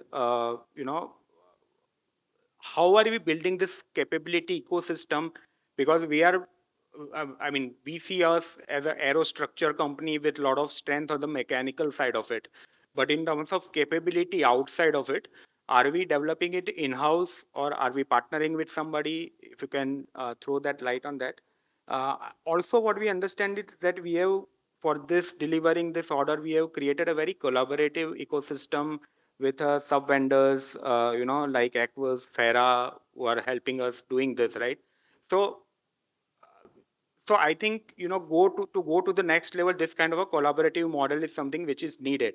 So, how are we leveraging this model to solve much more complex systems and much larger orders? If you can talk about that, is this a stepping stone to much larger systems? Also, sir, on this A220 door orders, I think, uh, one differential aspect is that in the aerostructures, probably we would not have required certain specifications like CS25, FAI25, which are for emergency evacuation, right? So those kind of certifications, again, a lot of complexities are involved. So in terms of capabilities, have we built it? How confident that we are that, we'll be able to kind of address those certification requirements? If you can talk on that. Uh, on the Airbus side, sir, one feedback that we have got is that China's own aircraft, COMAC, is coming in, right? So both Airbus and Boeing, they have that food assembly line there, and they are planning to shift some of this because that's a significant competition to them. So they are trying to shift the business from China to India. How significant that can be for us, given that we are very well entrenched in the Airbus ecosystem? If you can talk about that. Uh, Another question on Airbus, sir. Even though, in the entire journey, if we look at it, our part supply has been limited to the narrow-bodied aircraft. And what we understand is that the capability required for wide-body aircraft is very different in terms of composites, in terms of autoclaves, all those kind of things, right? So are we going to be limited to this narrow-bodied aircraft part supply, or are we, let's say, even from medium-term perspective, planning to add the capabilities so that we can, address the wide body aircraft system also? Also, sir, typically, again, our rudimentary understanding is that most of the aircraft supplier, aircraft companies, they give you small aircraft orders for a critical part. Once you deliver successfully, they take you to a much larger order system. So let's say currently you have got an order from A220. Once we deliver that, what is the potential for going to A320 Neo, etc. So you can talk about that. And last two questions, sir, on the risk side of it. Uh, so, sir, one is the concentration risk. On the commercial side, we are largely working with Airbus. Boeing, you said that the commercial part is off limits for us as of now. Uh, so, how do we manage this risk? Because we have seen a lot of companies in this ecosystem going bankrupt because of things not working out. So, if you elaborate on that. And lastly, sir, the penalty and liability side of it, if you can explain, because as again we got into much larger systems like door, how do we manage that penalty and liability risk, of course through insurance, but any thoughts on that?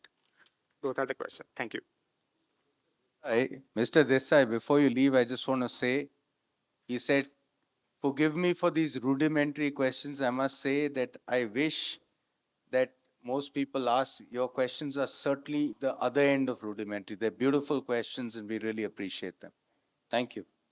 Thank you very much.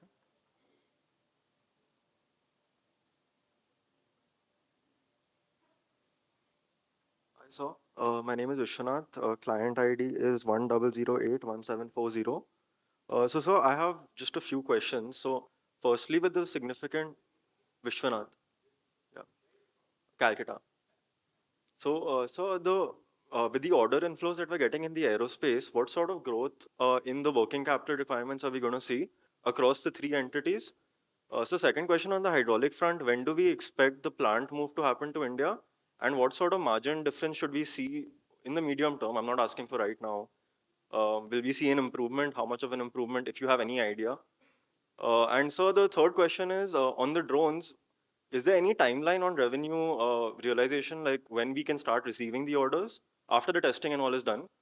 And last question, sir, is on our current asset base, so we built our capabilities, and on our current asset base, what is our revenue potential?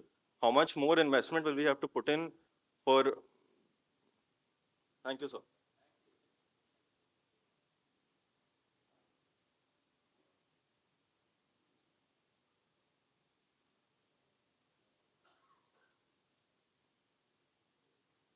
Good morning, board member. So thanks for opportunity.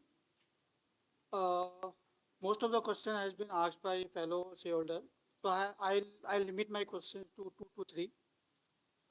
My first question on DP Abhishek Agarwal from Mumbai, DP ID 1207160 and client ID 00083720. So this is regarding hydraulic business, which used to be a cash cow business for us and a more stable business for us. But from last 2 years, we are seeing that lot of multiple challenges are there in this business. So when do we see that we can regain the sustainability and profitability in this business? And you mentioned in the annual report that we are trying to realign our production from the UK to India in hydraulic business. When do we expect this shift in the production will be finished or is already over? And how much cost we have incurred during this financial year, or do you have any further cost to be incurred in the near future? And in the metallurgy division, are we planning to spin off this division? We understand lots of value are still there in this business, as recently there was an article that European car makers are insisting to do the local production in European region only to encourage whatever current headwinds are there in the industry. That might benefit the company, but still it's loss making, and it has been 3 to 5 years that company is not generating cash flow for the company, and it's dragging the entire financial of the company. And what percentage of metallurgy division do you think that it will shift from the automotive industry to our defense or aerospace side of the business? That's from my side. Thanks.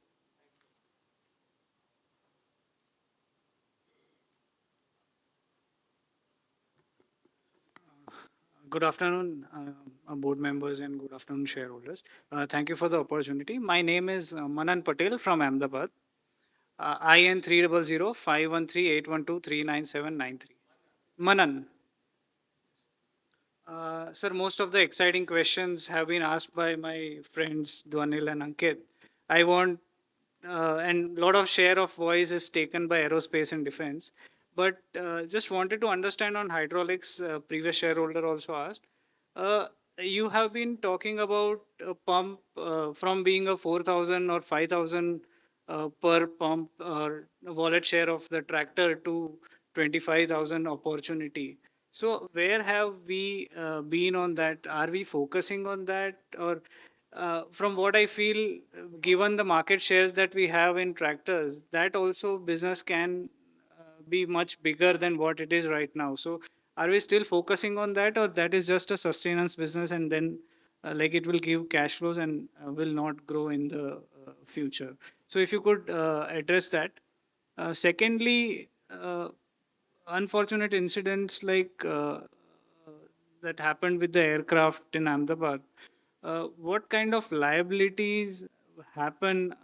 That is also asked. So if you could address that in detail, it would be very helpful. And uh, that is about it. It's a very beautiful presentation. Most of the questions were answered, and thanks a lot for the opportunity.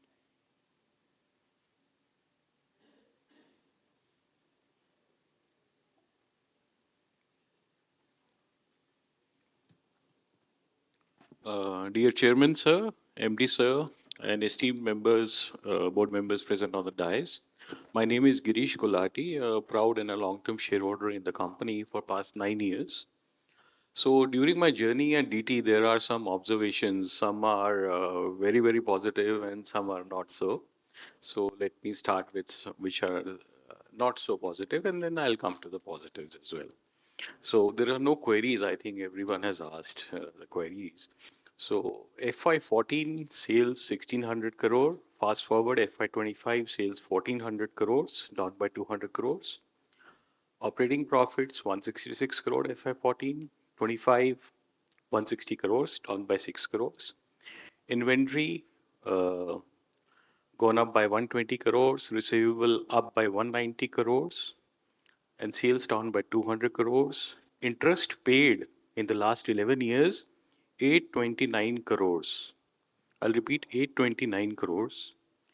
450 crore rupees gone into net asset purchase. Actually, the asset bought are 650 crores. There is 200 crores of asset sale as well. And I'm excluding the big purchase of 2012. That'll make the figures look somewhat different altogether. Historic mistakes have taken us back by 20 years. That's my humble observation. Please unwind it for the next generation which will join the company. They don't deserve this, actually, honestly. Now, coming to Global Hydraulic Division, past 8-9 years, I have the data for each year, but I'll just start from FY18. This is the Global Hydraulic Division. Sales 92 crores, EBIT only 1 crore. FY19, 108 crore sales, EBIT only 4 to 5 crores. Loss, sorry, EBIT loss. FY22, I'm excluding the 2021 for COVID. 22, 117 crores, 3-4 crores of EBIT profit. 23, nil EBIT. 24, 15 crores of EBIT loss. 25, 20 crores of EBIT loss. And Q1 FY26, 5 to 6 crores of EBIT loss, and historically lowest sales in that division. I think it has dropped to 10 to 15 or 15 to 16 crores, yes.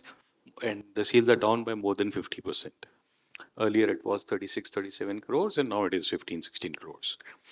So, sir, it's a public listed entity wherein the net capital put in to fund the business is rupees 15 crores in the past 11 years, and operating profit has become 160 crores from 166 crores, and sales down by 200 crores. I think it's a serious time to reflect onto all this. Modernization of plants, global technology upgrades, global market share, 1500 crores pumped in to have zero return on operating profit in a public listed entity is pretty strange. There has been equity dilution as well in between two times. So in total, 1650 crores pumped in last 11 years, which has resulted into minus 6 crores of operating profits. That's sad for a public listed entity. A trustee of wealth can't do this error. Why borrow and fund losses, pay interest in a public listed entity? It's good for private or PE funded or others people money, but this is your own money, sir. Why do that? So 1600 crore rupees gone, no incremental growth, not even matching inflation. In fact, down by 6 crores.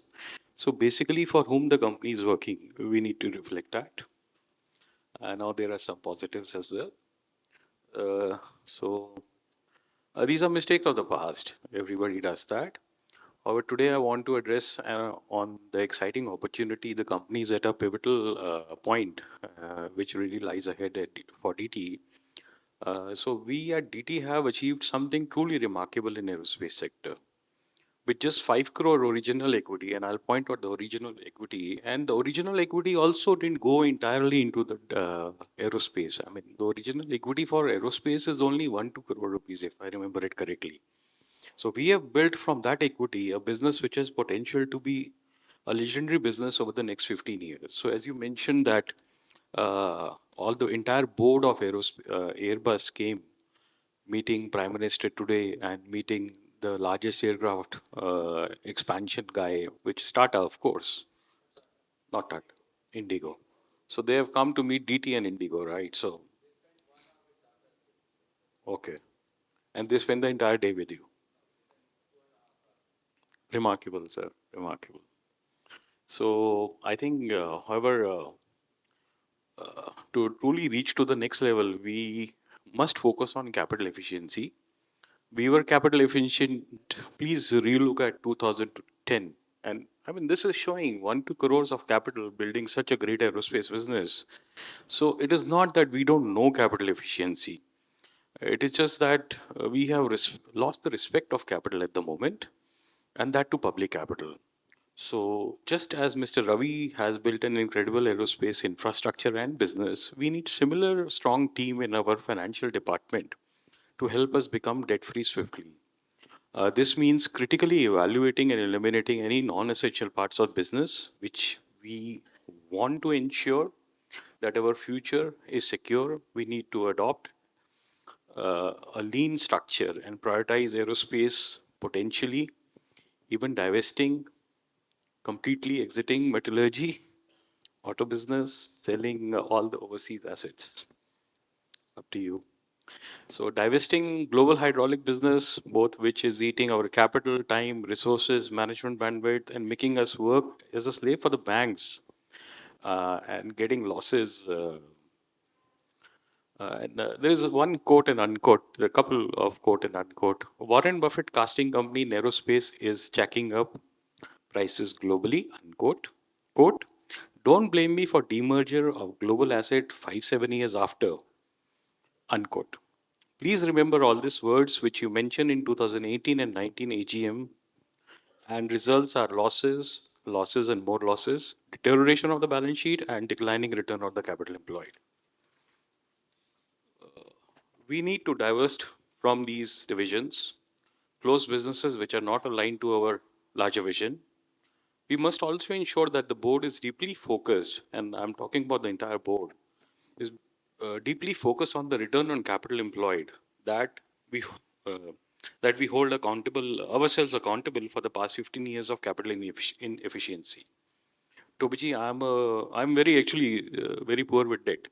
So the best way to avoid a debt trap is to be debt free. And so I believe, I mean, the balance sheet itself is showing that we are not good with debt at all. There are managements who are very good with debt and they take debt, grow, repay, And Warren Buffett once said, best way to win an auction is to never participate. And I think with DT as well, the best way to, be debt efficient is to be debt free. We'll urge DT to be debt free as we are not good with it. We had a vision of becoming debt free by FY26, and it's time to accelerate on that path. And Tobiji, you have created something remarkable. I've already said that. Unthinkable. And no one in this world can do this what you have done. Not even Tata's or Mahindra's on this 1 crore rupees equity. 15 years back, you were the best capital efficient management of India in that space. And I'm sure you can do that again. I mean, it is just that you've lost the way by that global acquisition. Uh, let's let's harness on our strengths, build a strong financial team, and make the next 15 years truly remarkable and extraordinary. And sir, I have actually grown old with this company, and this is the second entry in Dynamatic, and have repeated this again over and over. And I have become old, but you still keep appearing on Young Turks at the age of 60, which is remarkable. So please listen to our cry as well. Uh, on the small equity base, such a world-class global organization with an Indian warmth, nobody can match. You are to India what Steve Jobs is for Apple, and this I really mean by heart, or what Tony Stark is for Avengers, a true Iron Man. You are our Indian Toby Stark, as I call you, true innovator, dreamer, and a visionary. People like you are rarely born. Please make the most of it, especially in this time of golden era of aerospace and equity boom combined. And you know both. You just need strong executors of your vision in your team. You are a Tony Stark who had to defeat this Thanos of debt, which is a Thanos in your case. And your arc reactor is capital efficiency. And your team should consist of capital efficient Avengers, capable of bridging financial gap in between you and your dreams. My sincere best wishes to the Iron Man of India. On behalf of entire shareholders, I do hereby take the opportunity to thank you for creating and preserving long-term shareholder wealth, which you have actually done it. So thanks a lot. And I really believe our Iron Man will really fly higher with the capital efficiency arc reactor with him. So thanks a lot to the entire team, entire board. Thank you very much. Thank you. Sorry, these suggestions should be taken in the right spirit. That's my, yeah. For this. So it's not, by the way, none of us, we're all shareholder. I'm a shareholder. So when you speak for the shareholder, you're speaking for the shareholder, as I am. So we appreciate all divergent views. We appreciate all valued suggestions. So please don't feel shy. We appreciate all the comments made by you and all other shareholders today. Thank you. Eternally grateful. Sir. Really Many appreciate thanks. it. Thank you. So don't think that we are feeling bad. Huh?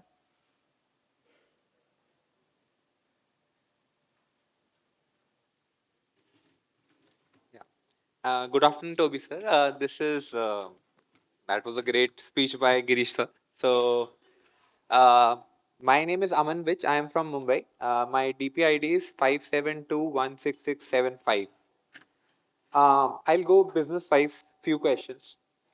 First, on the aerospace side. So, there was this interesting part in the bottom where it was talking about tail cone pilot. Could you talk about what that part is? What is the commercial opportunity for this and any timeline? This is happening this year, next year. How big is this opportunity? My second question is on the Falcon part. You talked about we are moving from parts to the entire rear fuselage. And you very nicely explained for, say, the value addition we are doing for the doors for A220. Similarly, this entire rear fuselage, is it worth $500,000? Is it worth $1 million? Just for us to understand. And Falcon also, I think we started with 6x, but there is 8x and 10x also available. Is there opportunity for all three? Um, Next question is on the door scaling part. So we are doing FTB for 320 seats. Are we doing for 220 also? If not, who is it doing? Malab, is there an opportunity for that? And uh, there was this recent inspection on the 220 doors. So any further inspection left, or are we good to go ahead? Malab, is there a chance of any delay of this R2 from January, or we are go ahead at full throttle from January onwards? One couple of questions for the CFO. What is the total gross block or capital deployed as on today in aerospace, metallurgy, and hydraulics? Um, Next, just few questions left. So there was this interesting statement. I think it was made in presentation maybe that we are doing UK restructuring and there is a substantial saving that we are expecting. So this substantial word a lot of people use very different way. For some company 5 crore is substantial, for other company 50 crore is substantial. So what is that substantial saving we are talking about, if you can talk about that? And hydraulics, like we were profitable, there were some issues, but say FY26, FY27, where do you see the profitability going in FY26 and 27? Um, Finally, just two more questions. One on the metallurgy side, sir. So on metallurgy, you talked about this. First is current base business is mostly auto. Is there a risk on the base business in terms of can the margins go even down or negative, because a lot of our the our customers are facing issues. So without including say whatever we do for defense part, can the margins go even more negative in that part? And then on the defense side, artillery shells, you said there is some delay happened, which is not out of your. But do you expect something in this year, FY27, 28? And this was also interesting. You are talking about including some charges and explosive and making this whole system. Any timelines? Where are we in this development? If you can talk about. Finally, on Dynaton, sir, could you talk about the team size we have created today? And where will this team size be in the next 1-2 years? And the trial, is this happening for all three, like Patang, Cheel, and Katil?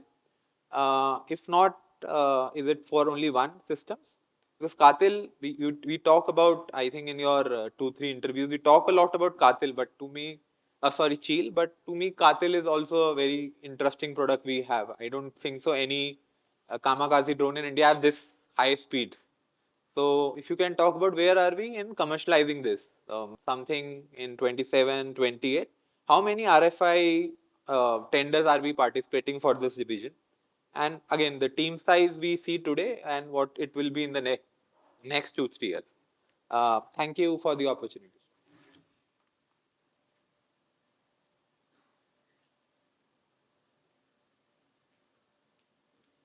Good afternoon, board and the shareholders. My name is Viros Sharma, folio number 5139412. I'm a new investor in Dynamatic Technologies. Originally, I'm a data analytics and AI person, so my question is not on capital efficiency, but on operational efficiency.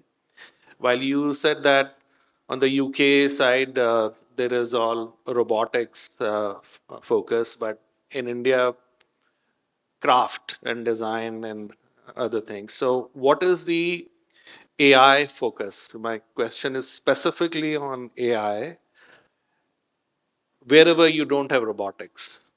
Because, one thought that most of the people have who are the traditional innovators is that AI may not be able to have the ingenuity of human brain. But on the other side, there is a clear inflection point that we are getting into. So a key performance indicator for operational efficiency in terms of leveraging AI, including India, not just UK. Okay, that's the first question. The second is on the European Union and the defense deals, right? And that's where a lot of investment into design, preparations, and the not so consistent deals, because that's not Airbus, that's not Boeing, because those are commercial setups. Defense is definitely to do it to deal with government, And yeah, we see Gayatri Kumarji sitting here. Great that you have a liaison for Indian government. Probably that's what my thought is. But then for Europe, it is not just Germany, because that's France, mainly France, because that's going to be the umbrella, right? Not UK for sure, because UK has separated out from European Union. Yeah, yeah, I know. So that's what I'm saying. So you spoke about Germany, so I'm saying France is what I didn't see much on that focus. Um, Now, when you deal with different countries in European Union, an Indian diplomat may or may not have the leverage when it comes to the defense deals, right? Airbus, great representation. But then, how do you plan the marketing side or the go-to-market side of the defense preparations? Because that's what I have seen in my experience also. Those who are very innovative, very design and lab oriented, and we are very focused that yeah, you come and see our uh, preparation and our design, but then the go-to-market, the chief marketing officer to sit in the board of directors, and then having key performance indicators in terms of what is the pipeline, how the funnel is looking like. That is generally put on the backside, and that's where the long-term shareholder had that agony that I'm not seeing the numbers, right? So I would definitely like to see the marketing and go to market, the liaison, all those things that are very critical to take the product to the market. Those are two, three things. Next time I'll probably ask more questions on the numbers because people have already killed it. So yeah, thank you.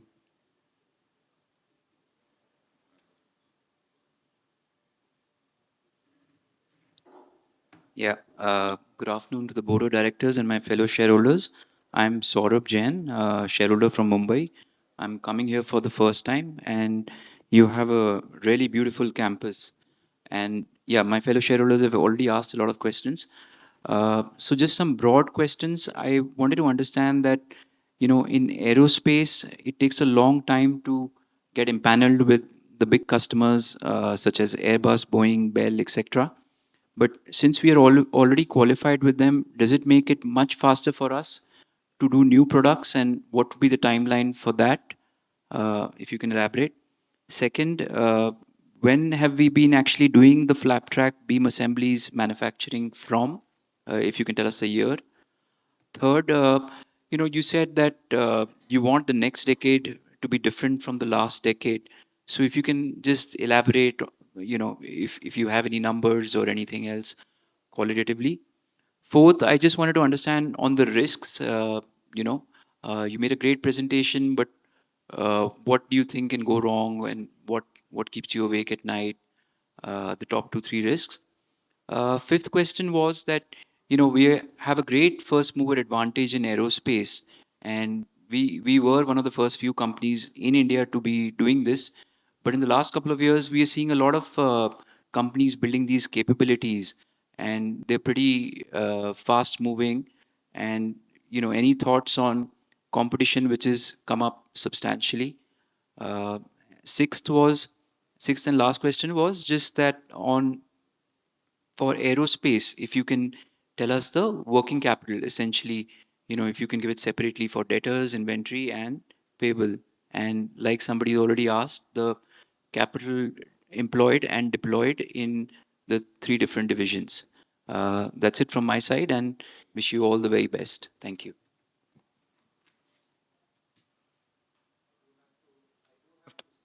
uh, we're running out of time because it's 1 o'clock. So if I can request the shareholders to, I have to fly for dinner with the board, with the civil aviation minister. So I have to catch, it's at 7 o'clock. And by the way, our Dynamatic products are being presented there. So I have to take a 3:15 plane. So I thought since it started at 11, that was safe. So I could do both. But if I can request, we've pretty much asked so many questions. I think we can do justice with only so many. And I'd request shareholders, our gates are always open. You all can always, request and come back here and walk around and understand the business. But I think if we answer what has been asked, it's like almost 120 questions. So I think we'll pretty much give you all a really good uh, sense of the business. Is that okay? If we can stop the question. No, no, you're going to be going on a walk around the plant. You see, Ankit, I want to share something, some information that was asked. For example, the project by project, the part by part. I don't think it's good for this company to be sharing this because everything we put out is going to be on video, online, and all our competitors are going to see it. So it's actually again shareholder interest. We are fully transparent. We are all for transparency, but as a shareholder, you must, if you're running a business, there's some things we should not disclose like this publicly because it would be damaging to the business. So if I can just, I'm going to answer it in a very transparent way. I think if I can request Amar. Um, so there's one question that was asked a couple of times, so I'll just answer that. And that was geopolitics. Where's Girish Bhai? अरे आप आगे आइए because that you the question you answered that ये सब बेच दो, you have to sell everything. But let me explain why this is important. The world is fragmenting. We have one of the reasons we've got the business we've got is not just because we are good at it, but because companies that are global don't see us as an Indian company. They see us with the capabilities that we've created and they see a global mindset. And I'll explain the financial part of it because I agree with you on a lot of almost every, not 99.99% of what you said, right? The 0.01%, none of us can agree 100% on. But this is very important. As the world fragments, Atma Nirbharta is very easy for Dynamatic. We're ready made there. In India, if you want to, as an Indian company, do any business overseas, you have a 3-letter word called RBI.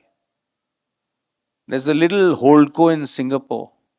We've got all the opportunity to invest because we've got all the permissions and we have the ability to move production between. By the way, one of the questions asked is about the Chinook. Chinook is not that the business has been taken away. They don't have that volume anymore. The next big order is in Germany. So all the jigs that were here have been moved and they are planning to, it's going to be unique. Airbus helicopter is going to build Boeing Chinooks. And guess which company has built all this stuff when they restart production for the largest production line of Chinook in Germany. Guess which company has built all this stuff, including the same jigs which are in Germany and has a facility in Germany. So what I'm saying is we are very future ready for the fragmentation of the world that is taking place before our eyes right now. Okay, so what we are going to talk about, I'm going to show you another presentation because people asked about what goes on in UK and what happens here. Let me tell you, none of this success would have been possible. We couldn't have built this business without having the UK piece of our aerospace business. Now we are reversing because in hydraulics, it's a destructive thing. After COVID, all our suppliers in Europe, they went bankrupt or they became weak. And our business there has really gone into the dogs and it's damaging both the UK aerospace by itself makes 50 crores a year. It makes 5 million pounds profit. But we are subsidizing in the same building a hydraulics business where we pay 36 crores of wages to a loss-making business. So what are we doing? We are drastically reducing the headcount as we speak. That how much have we reduced so far, James? The headcount. This headcount reduction will happen in the next 60, 90 days completely, right? The red button, please. No? Mike? I'm going to go sequentially, but some of these things I want to show you all a video. and it'll give you all an idea of how this business is constructed, right? It's a very working Okay. capital heavy business. Please go ahead. Okay. So yeah, addressing the headcount first of all in the UK's, we're talking about hydraulics here. Obviously, we have the aerospace and we have the hydraulics. So if we just look over the last 24 months, and then I'll rationalize it just down to the last 30 days. So within the last 24 months is when I was the managing director who got involved with the hydraulic business. I've also run the aerospace business since 2006 when it was an acquisition. Our headcount at that point in hydraulics was 108 people. Today it is 56. Within the next 2 weeks, it's 37. So you can see how we're cutting and how we're moving that business from the UK back into India, and we're well on way with that project. Thank you. So just watch this next video. What it'll show you is exactly what I talked about. Robots at work in UK. Now, without these parts, you can't do the assembly, the profitable assembly business here. So this is very, very efficient. These machines, unlike the hydraulic business in UK, are very operationally efficient because per man you have robots, many robots working. The men actually don't do the work. The robots do all the work. And this runs at night and on weekends without any people. If you put this machine in India and it broke down, you need a German engineer to fix it. It would take 3 weeks to get a visa. You shut down Airbus and we'd probably get like $500 million in damage claims. But there, within 4 hours, it's up and running. Now, this 90% of the metal which is hogged out is taken, briquetted, and sent back to the mill. So there's material efficiency as well. There's a specific design to the way we have constructed this business globally. So if you were to just say, by the way, this business, if you cut off the hydraulics, and it makes 5 million pounds profit. But UK is hidden in the loss of, and the hydraulics business globally is damaged because of that. And we've had a serious problem for the last 2-3 years in hydraulics post-COVID. And it's nothing to do with what we're doing inside. It's to do with all the suppliers around us having gone bankrupt. And we're constantly moving from buying in UK to buying in Italy. Then Brexit happens and everything is stuck at the port. So it's a disaster. So we are going to do the opposite of what we're doing in UK, India with aerospace in hydraulics. We're going to make everything here, ship it to UK and then ship it to the world. Right?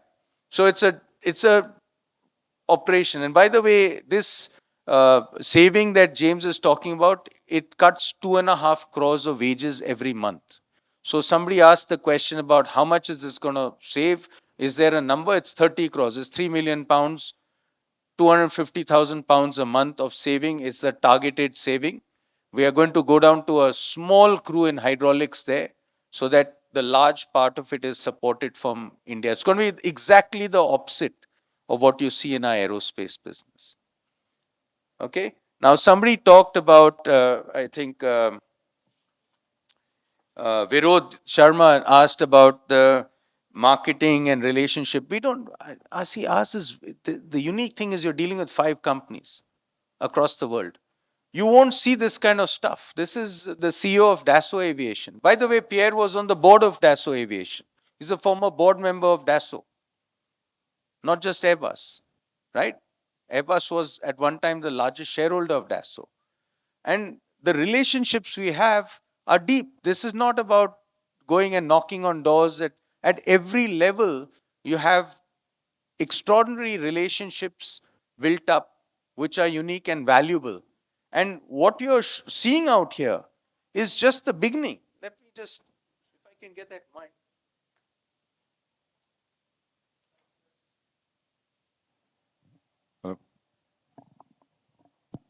So this is in segments.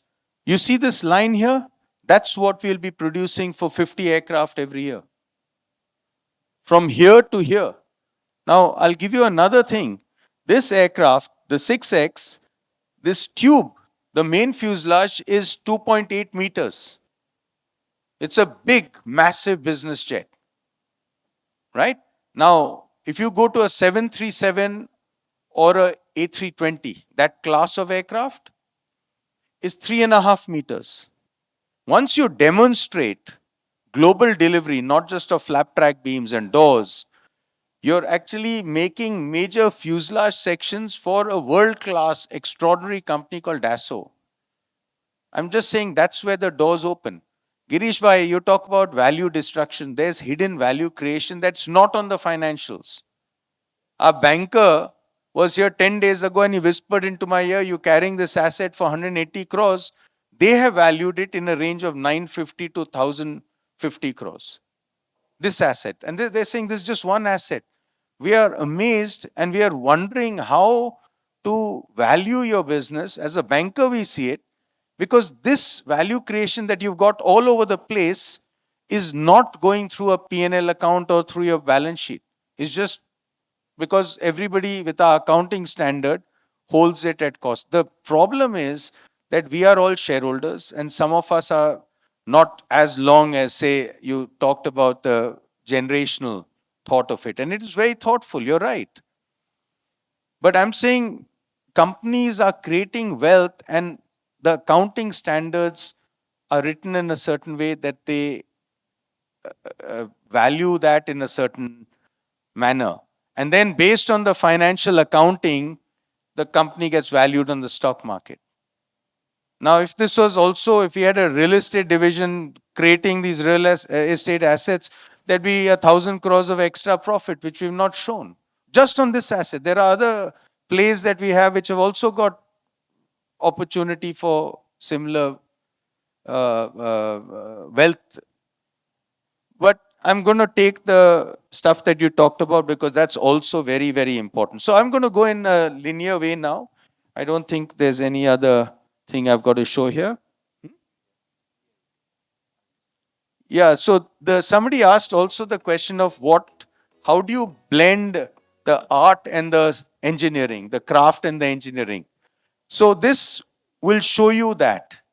So in India, we actually train children of craftsmen. In UK, we have very good engineers who work with AI. So this is all crafted. You can see everything is crafted here in India, but these parts are all made in robot. These are craftsmen and everything is handmade. The parts all are made by robot. So it's a very interesting opportunity where you use lower cost of capital there and low cost of labor here. And it's a global best value. It's taught actually at IIM Bangalore and IIM Ahmedabad. Now this is all handwork. And unlike other engineering, aerospace requires a lot of craftsmanship. So this is where companies in Europe are struggling with craftsmen. And companies in India are going to have difficulty if you robotize the system because you can't keep the line running. It's like a Formula One line. It breaks down, nobody knows what to do except the manufacturers, and they're right there. And let me tell you, we keep reading about robotic guys in Bangalore and Hyderabad. This is at a different scale of robotics. These are all FastM and Aerova cells. They're just the best. That's what Airbus and Boeing use. Right? And then again, speaking to leadership, whether it's in India or globally, it's pervasive. I mean, this is where it's actually at. And again, I'm saying that's a hidden value. But now that's done, we'll go in the sequence.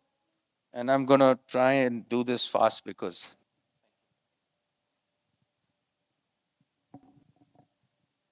So Dr. Rao, when you asked about the margin of business and you said that it is low, you're actually very right. And I think Girish Bhai said this very clearly.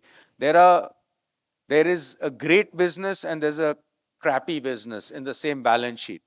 And one is dragging down the other, one is pulling up the other. So the margin of business in aerospace is actually our most margin business. In capital efficiency, actually, the hydraulics business, if we just optimize it now with these cuts that we're making, it's going to become a It's a cash cow. Actually, a hydraulic business created everything else. I used to run that personally, and it was run like clockwork.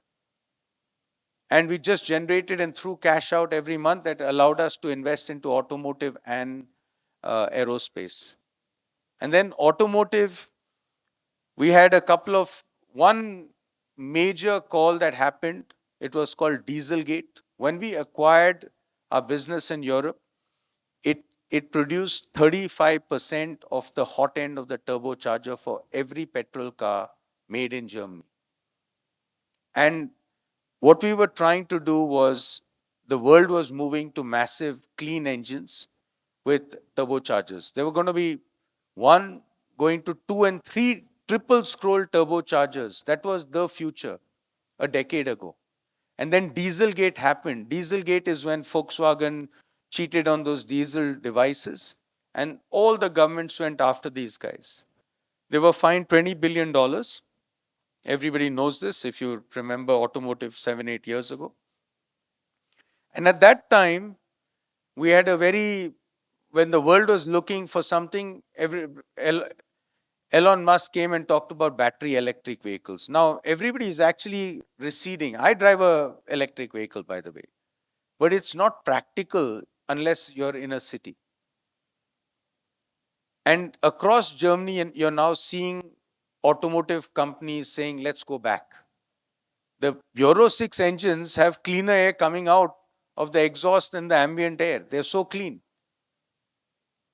And you don't have coal plants generating fumes, which you have to when you're generating electricity. So, end to end, we've seen a decade where the whole world changed. Public policy makers, very quickly, politicians said, let's go green, green. And they elected Green Party in Germany. They mandated that car companies should get out of all this IC engine. So we were stuck. It was almost a great strategy, and we were orphaned. GDP growth, I shared this. I said the last decade we went from 5% of sale to 50% of sale, thereabouts, in aerospace. I'm just saying, once we correct the hydraulics business, you'll start seeing that churning out money. And we are at the knocking on the door of starting up the doors business of aerospace. So we are primed for that. We own all the IP and patents in Dynaton. And we have roughly 30 people, mostly scientists and all. It's all muscle, no fat. It's like a little startup within Dynamatic with the industrial backing of a company like ours and the provenance of a company like ours. So that'll spin off to shareholders sometime. Mr. Bhatt, you talked about a stock split. It'll be discussed at the board. Mr. Sundareshan talked about geopolitical factors. I showed you, look, nobody knows what the leader of the free world is going to say tomorrow when he wakes up.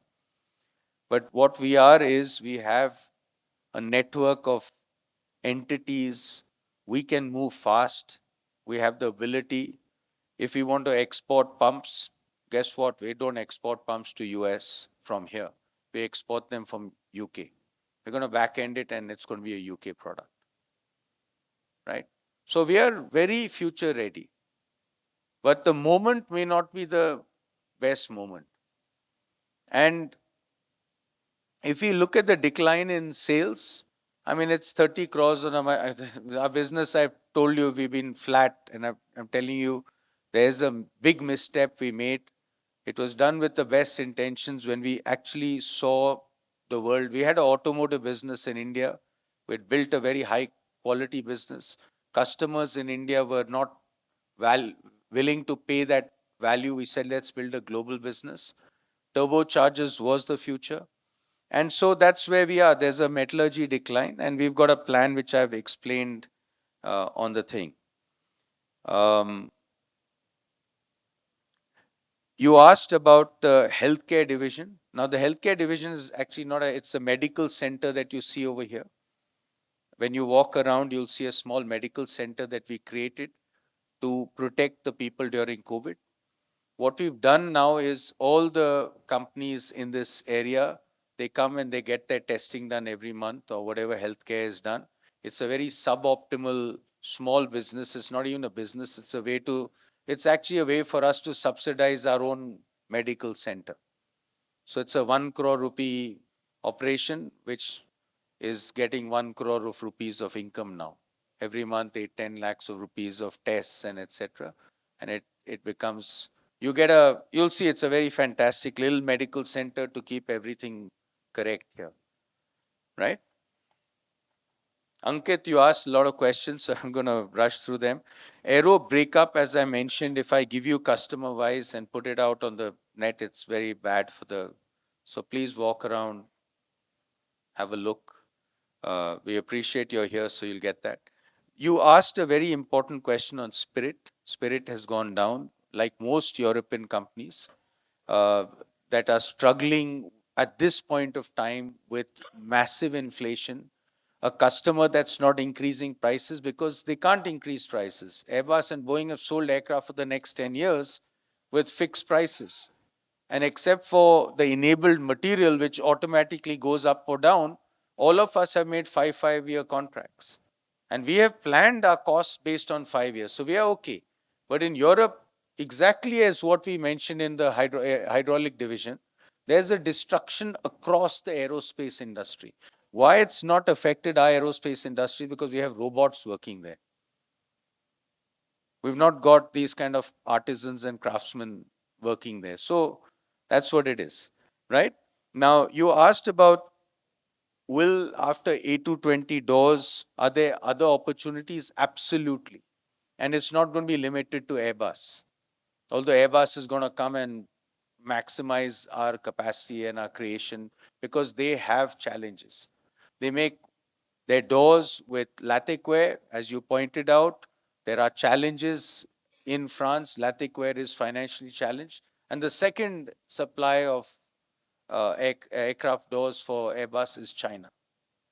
And somebody else very astutely pointed out the challenges they're having now with Comac, etc. So, of course, this is going to be that. You see a high-tech product of the most latest, the latest aircraft in the world, the A220, all variants of doors being developed in an Indian world-class manner. So if you ask me, that's a big opportunity for us and it's going to be everywhere.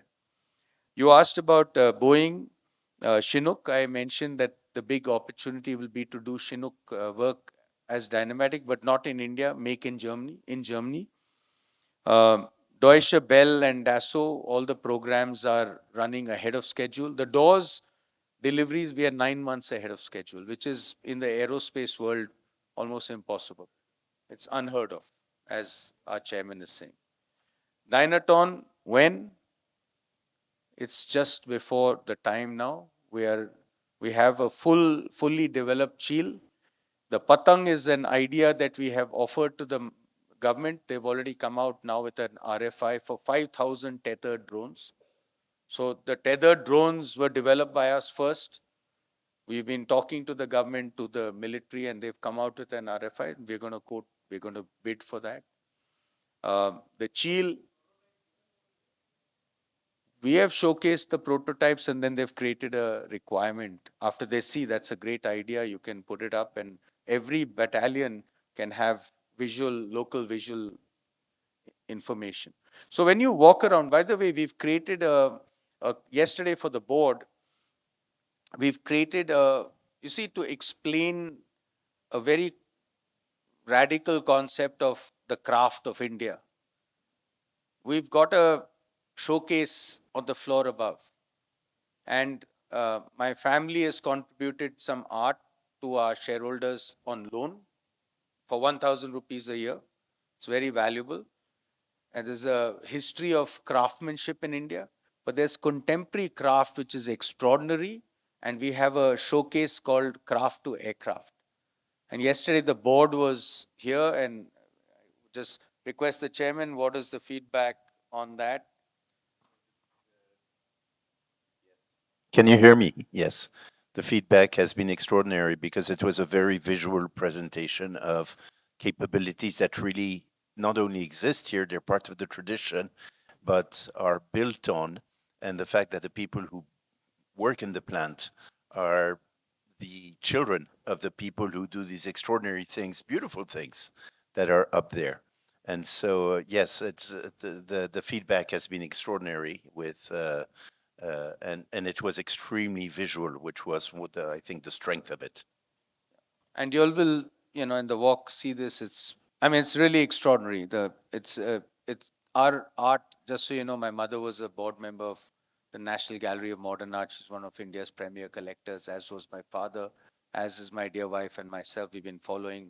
So we brought tan man dhan from the ghar and put it for the company's service to present something unique. There's a pivotal moment right now where craftsmen across the world, especially during COVID, they retired, and the young people don't want to do craft in Europe. We talked about German and French craftsmanship. You ask a German or French 20-year-old to take a paintbrush and apply sealant or drill something with hand. Everybody wants a computer and a touch screen. So in UK, we've got the future of that, a touch screen, you touch a button, robots work. In India, we've got craft. They are wondering how we're going to build aircraft because there's no craftsman left. We are showcasing India as a center of craftsmanship. And tonight, they are presenting it to the civil aviation minister. That's why I'm trying to say it's much more than a company. What we're doing is selling the entire idea of India as a critical piece of the global aerospace supply chain. Now, because of COMAC, of course, it's not automatic to India. They're looking at Vietnam, they're looking at Thailand, they're looking at Indonesia, they're looking everywhere. But India is our game to win for all of us. We talked about this. We talked about the collaborative nature of, we yesterday had all our erstwhile competitors as partners on the shop floor with us. And we showcased it to the board that this is together for India. And this is what you get when you come to India. You get a great collaborative environment. And that's what it is. And we have brought some order to the aerospace market, right? So we talked about concentration, risk, penalty, liability. Very important question. We have roughly $1 billion in insurance embedded in our cost. We have capped liabilities. So with all our customers, with each program, we cap the liability. So we have a maximum liability, and we ensure that at any stage, firstly, you'll never have liability if you follow good process and build good products. That's it. Nobody is building a business to blow it up, right? So you have this extraordinary capability. You follow it and don't make mistakes. But it's always important to have a risk mitigation. Our board is driven by risk. Our chairman used to be focusing on risk management at Airbus.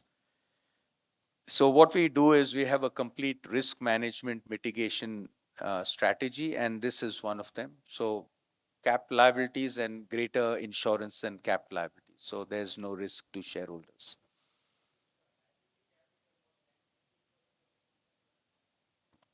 It is 300 million, 500 million, 200 million. It's negotiated. And usually when you have a customer that's already got with you, then it becomes lower because they need a minimum. And see, they're also insured. They need a flow through to all their suppliers. So it's not unique to us. It's all suppliers. What we do is we negotiate a cap.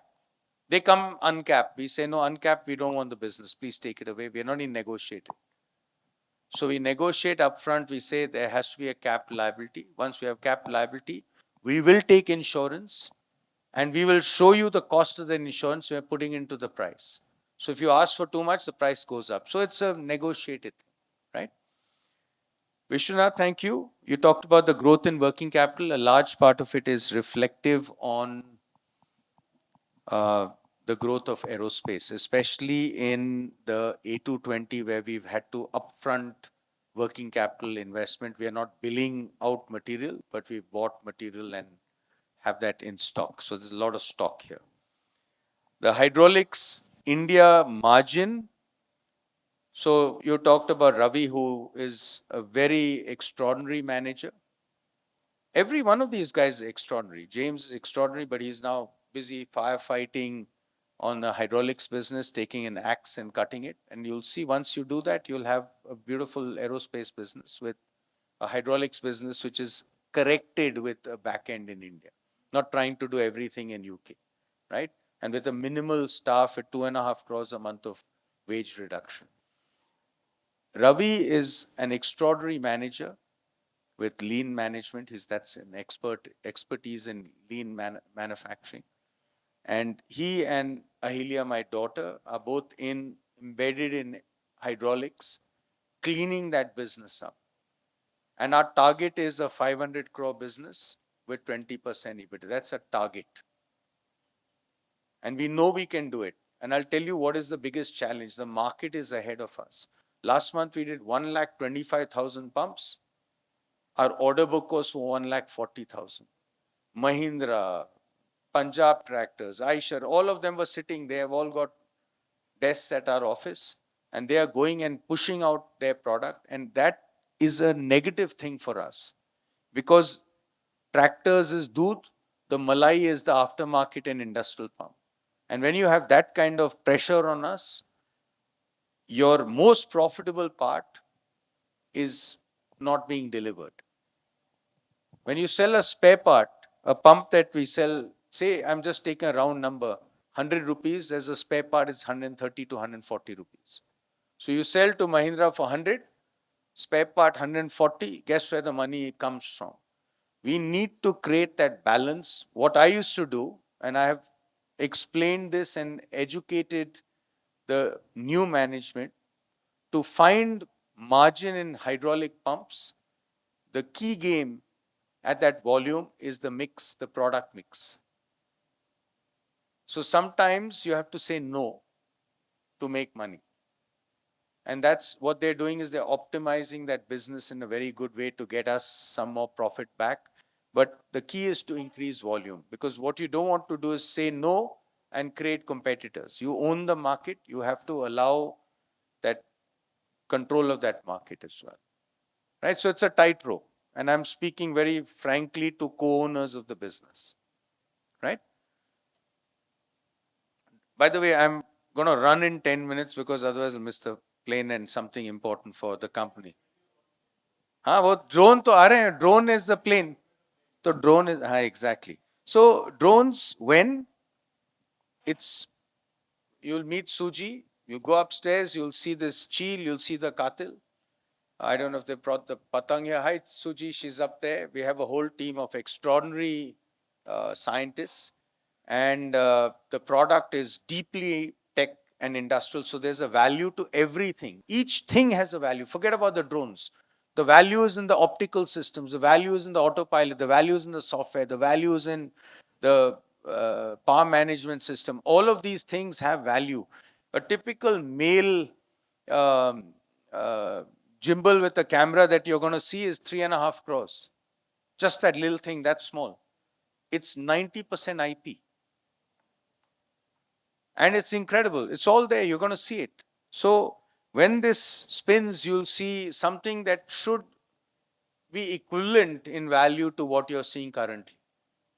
Right? So there are 2 or 3 hidden values here which you have to discover. And the only way you can discover it is by coming here and seeing it. And then we've got to figure out, I've talked to our auditor, we are the best auditors and said, and it's an accounting standard. How do you recognize stuff that exists? Our bankers are whispering into our ears, it's crazy that you'll have these incredible assets that you built up that your customers love, we love, but your shareholders don't see it. So we have to find some way, we've got to, yes, and it has to produce margin, of course. Current asset versus revenue growth. Well, as I said, we are just at the beginning of a big ramp up in the doors, so that will correct itself. Abhishek, you talked about hydraulics being a cash cow. When will it return? You're going to walk around later with my daughter Ahilya and Ravi, and you can ask them. But they are working on this assiduously. The whole movement from UK to India is going to change a lot of value volume over here as well. You're going to meet James. You can ask a lot of those questions, but it's all in process. The biggest change is you cut 30 crores, that 30 crores comes from console. Cost gone down. And that's immediate. It's a no-brainer. We are spending about 10, 12 crores, 1.2 million in settling these accounts, and then in 3-4 months you got the money back by savings. So it's a no-brainer. But we have to take the axe and do it, and they're doing it, right? Now we talked about the metallurgy division, and Abhishek, you said European car makers are going back to to IC engines, and that's very true. So it's completely, we were working on a world where EVs are going to come in and it's going to be all IC. So the much loved casting factory of these top German makers, we said, okay, that's going away. We're going to focus on weaponry, and we're going to focus on weaponry. But they will come back. Companies like Porsche and BMW, they are going to come back to us, and they're going to say, Audi, they're going to say, make some stuff for us, and that'll give us a boost. Maybe 1 million a month, 2 million a month, and then add up to 100 crores a year, 200 crores a year of volume. Manan, you talked about wallet share and hydraulic margin. I talked about the hydraulic. They also are going to show you. Abhishek, how much did we do in the hitch lift this last year? What was the value? 40, 50 crores. How much was it? 30. So 30 current year, what is the? Same numbers. Same numbers. So it is already about 10% of your sale right now. So about 10% of Indian sale is already that wallet share. Now, if we get it to 50%, that's the game. When will it happen? We're trying. We had some, I won't name the customer, one of the top 3 makers in the world was with us recently. And they looked at what we're doing, and they were here to assess whether we could do it for them. And I have them going back with pictures of them like that, showing the D logo. So obviously they were very happy. And I was told by our team they were very happy. We've not got that happened 3 days ago, so 4 days ago. Girish bhai, I share your pain.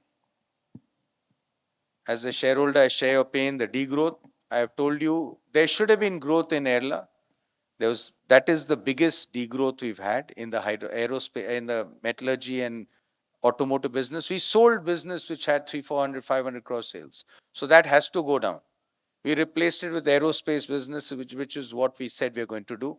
So both are good things. The degrowth by selling India is good. The growth in aerospace is good. What was not anticipated was the deep decline with that business of Airla with Dieselgate, with somebody, Volkswagen, cheating on their sensors. You're right, we paid interest of almost 900 crores. Which company do you know of this size would pay 1,000 crores of interest and still be standing and smiling, right? We've done it because there's a lot of strength in this business. And it's also a second thing. We did not dilute the share. The share equity paid up is still 6.8 crores. So it's minimum dilution. And who do we work for? We work for the banks. The operating business works for the banks because the banks finance this growth. They finance all of this. The real money of shareholders, the opportunity of all of us is that small shareholding, because it allows us, once this business is optimized, to capture that market value. It doesn't capture market value here right now. But we generate a good profit. Divided by 6.8 crores, you'll get the most incredible EPS, which will translate into financial value. Because I'm talking about real value here, whether it's technology, capability, real estate, which is real. You go to a lot of these companies, are very, very valuable. Tomorrow, phutenge kuch nahi hai wahan. This is not going to phuto. At least that's what I want you to know. There's a safety net under your feet. Now, we have to only talk about above us, but the risk under us, we've taken, de-risked everything, right? Financial optimization, I agree with you for the reasons, and Chalapati is here. Listen, we are all discussing this every day, but it's great. You said that I'm sorry if you don't have to apologize. We all appreciate you speaking up for shareholders. You actually said what I should sometimes say. Okay, so we really respect and appreciate all the comments made by every shareholder. We are all co-owners here. So this is in a HUF, I'm the Karta, but the family is all of us. We are all co-partners of this wealth. And I share the same ambition. Okay? We're working for the bank. And we have to stop working for them. But if you work for the bank for some time, when you stop working for them, and you start working only for shareholders, that's when the wealth is ours, right? And that's Aman asked about the tail cone opportunity. So right now it's changing the way Airbus builds aeroplanes. On Tuesday, I was with the former chief procurement officer who's here now in India as the president of Airbus India. He said, Toby, this is changing the way we are going to build aeroplanes. We never imagined when we designed this 4 decades ago that we'd be here today and we still have to build another 15,000 of these. You'll see upstairs in the exposition the original drawing, which is what everybody works to build aircraft. And you'll see how we are digitizing it and remaking it and creating a future. And Airbus is here for that. That's why we are there. Not because we make flat rack beams. All right? Because we are changing the way aircraft can be made by Airbus. So the tail cone is that demonstration. Now, if that turns into a business, it could be a 500,000 into 40 a month. If that turns into a business for us. But right now, we're not discussing it as a business. We are working collaboratively to explain how we redesign. But the question is, once you redesign it, you're going to be there. That's the next question, right? Who's going to build it? So I can't say something, but I can just say this is what we're doing collaboratively and it should happen.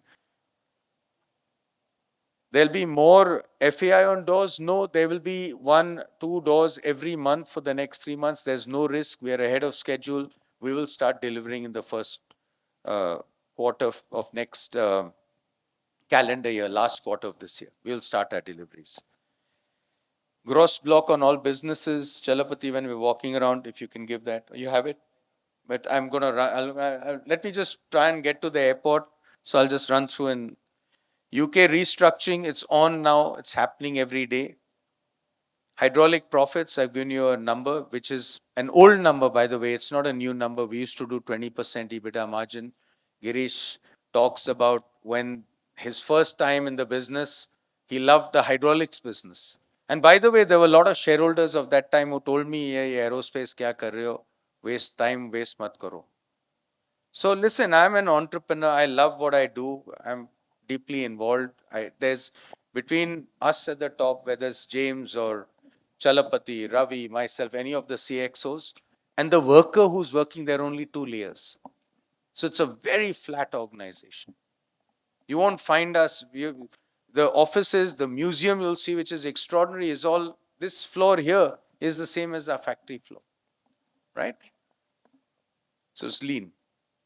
And of course, just to give you an idea, if you make a casting for a shell, it's roughly 75 euros a shell, just a casting. If you fill it, it's 1,000 euros per shell. So if you make 500,000 shells at 75 euros, it's a certain size of business. But if you make 500,000 at 1,000, that's $500 million. Now I can pull the plug tomorrow. It is a question of what we have to do, right? Dynaton team size 30, Chill imminent trials, Katil next. Patang, we've got a RFI out for 5,000 drones from the Armored Corps. It's open for everybody. We'll be a bidder, but we were the ones who designed it, and it's a tethered drone. Now, a lot of people will try something, but we are up ahead. We've got a good thing. Virod Sharma asked about AI focus. So, of course, I'll just tell you, yesterday was the world's first AI-enhanced FAI. So we actually have working with a startup where we've trained AI-based visual software that also visually inspected and gave reports along with our quality inspectors. And it was incredible. We also presented yesterday how we use AI. James, if you can just quickly, and because I've got to run, in 30 seconds, about how we use AI over here in the manufacturing of the complete assembly. The only machining we do in India is of a composite assembly, which is sum total of hundreds of parts that are made in UK for the attachment points. You got that? Yeah. Yeah. Okay. Yeah. So yeah, we looked at AI particularly. So back in, you said let's not limit this conversation just to the UK. Toby's covered now, and you'll see on the factory AI actually being used in inspection purposes. So that'll be great to show you today. Upstairs, level 1 at the back, you'll be seeing what we're doing in the UK as well. So that will cover the major points you were picking up there, and I'll personally like to talk to you on that when we tour. So James will actually show you the AI being utilized in manufacturing here, right? Now, Saurabh, you asked about the long-term aerospace empanelment and all.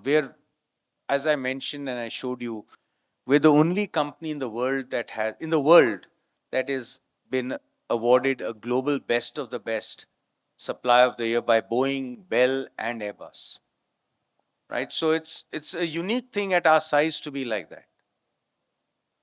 But it's a great thing at a time when the global giants are in trouble in our business, Spirits and GKNs, everyone's in trouble.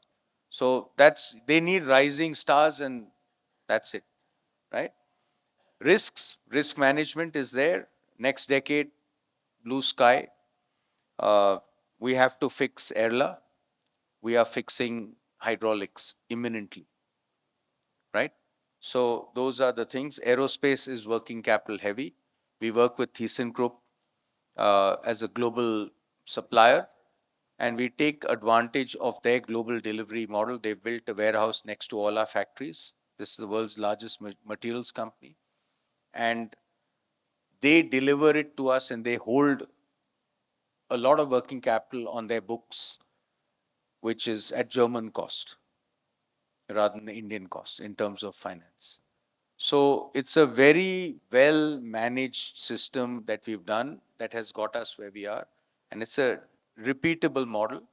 There are some obvious errors, and the errors are not of our choice because none of us want to make a bad choice. But there are events, and in hindsight, you can say we shouldn't have done it. But I'm telling you, if you had an automotive business 10 years ago and it was 50% of Dynamatic sales, and you were seeing eroding margins in India, you say, what can we do?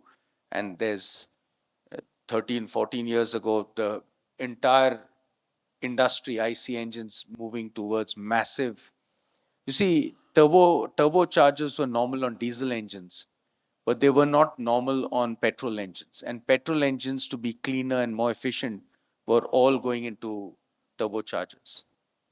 And that was the big thing for 2010 to 2035. It's going to be so we were going to be buy this business, have a back end in India and globalize it, just as we've done everything else. And it didn't play out, right? And of course, when Girish talks about it, if you look at it in purely financial numbers, from what we see on this balance sheet and what accounting standards give us to print, it's been a bad, but there's a couple of 1,000 crores of hidden value which is not in this book. You just walk around, you'll see it. You walk in Dynaton, you'll see it. You walk in on the land, you'll see it. We've got to figure out how to monetize some of it, and that's what's going to happen, right? So with that, if I can leave you all in the great hands of our board and chairman and my colleagues, and if I can run, thank you very much. Thank you.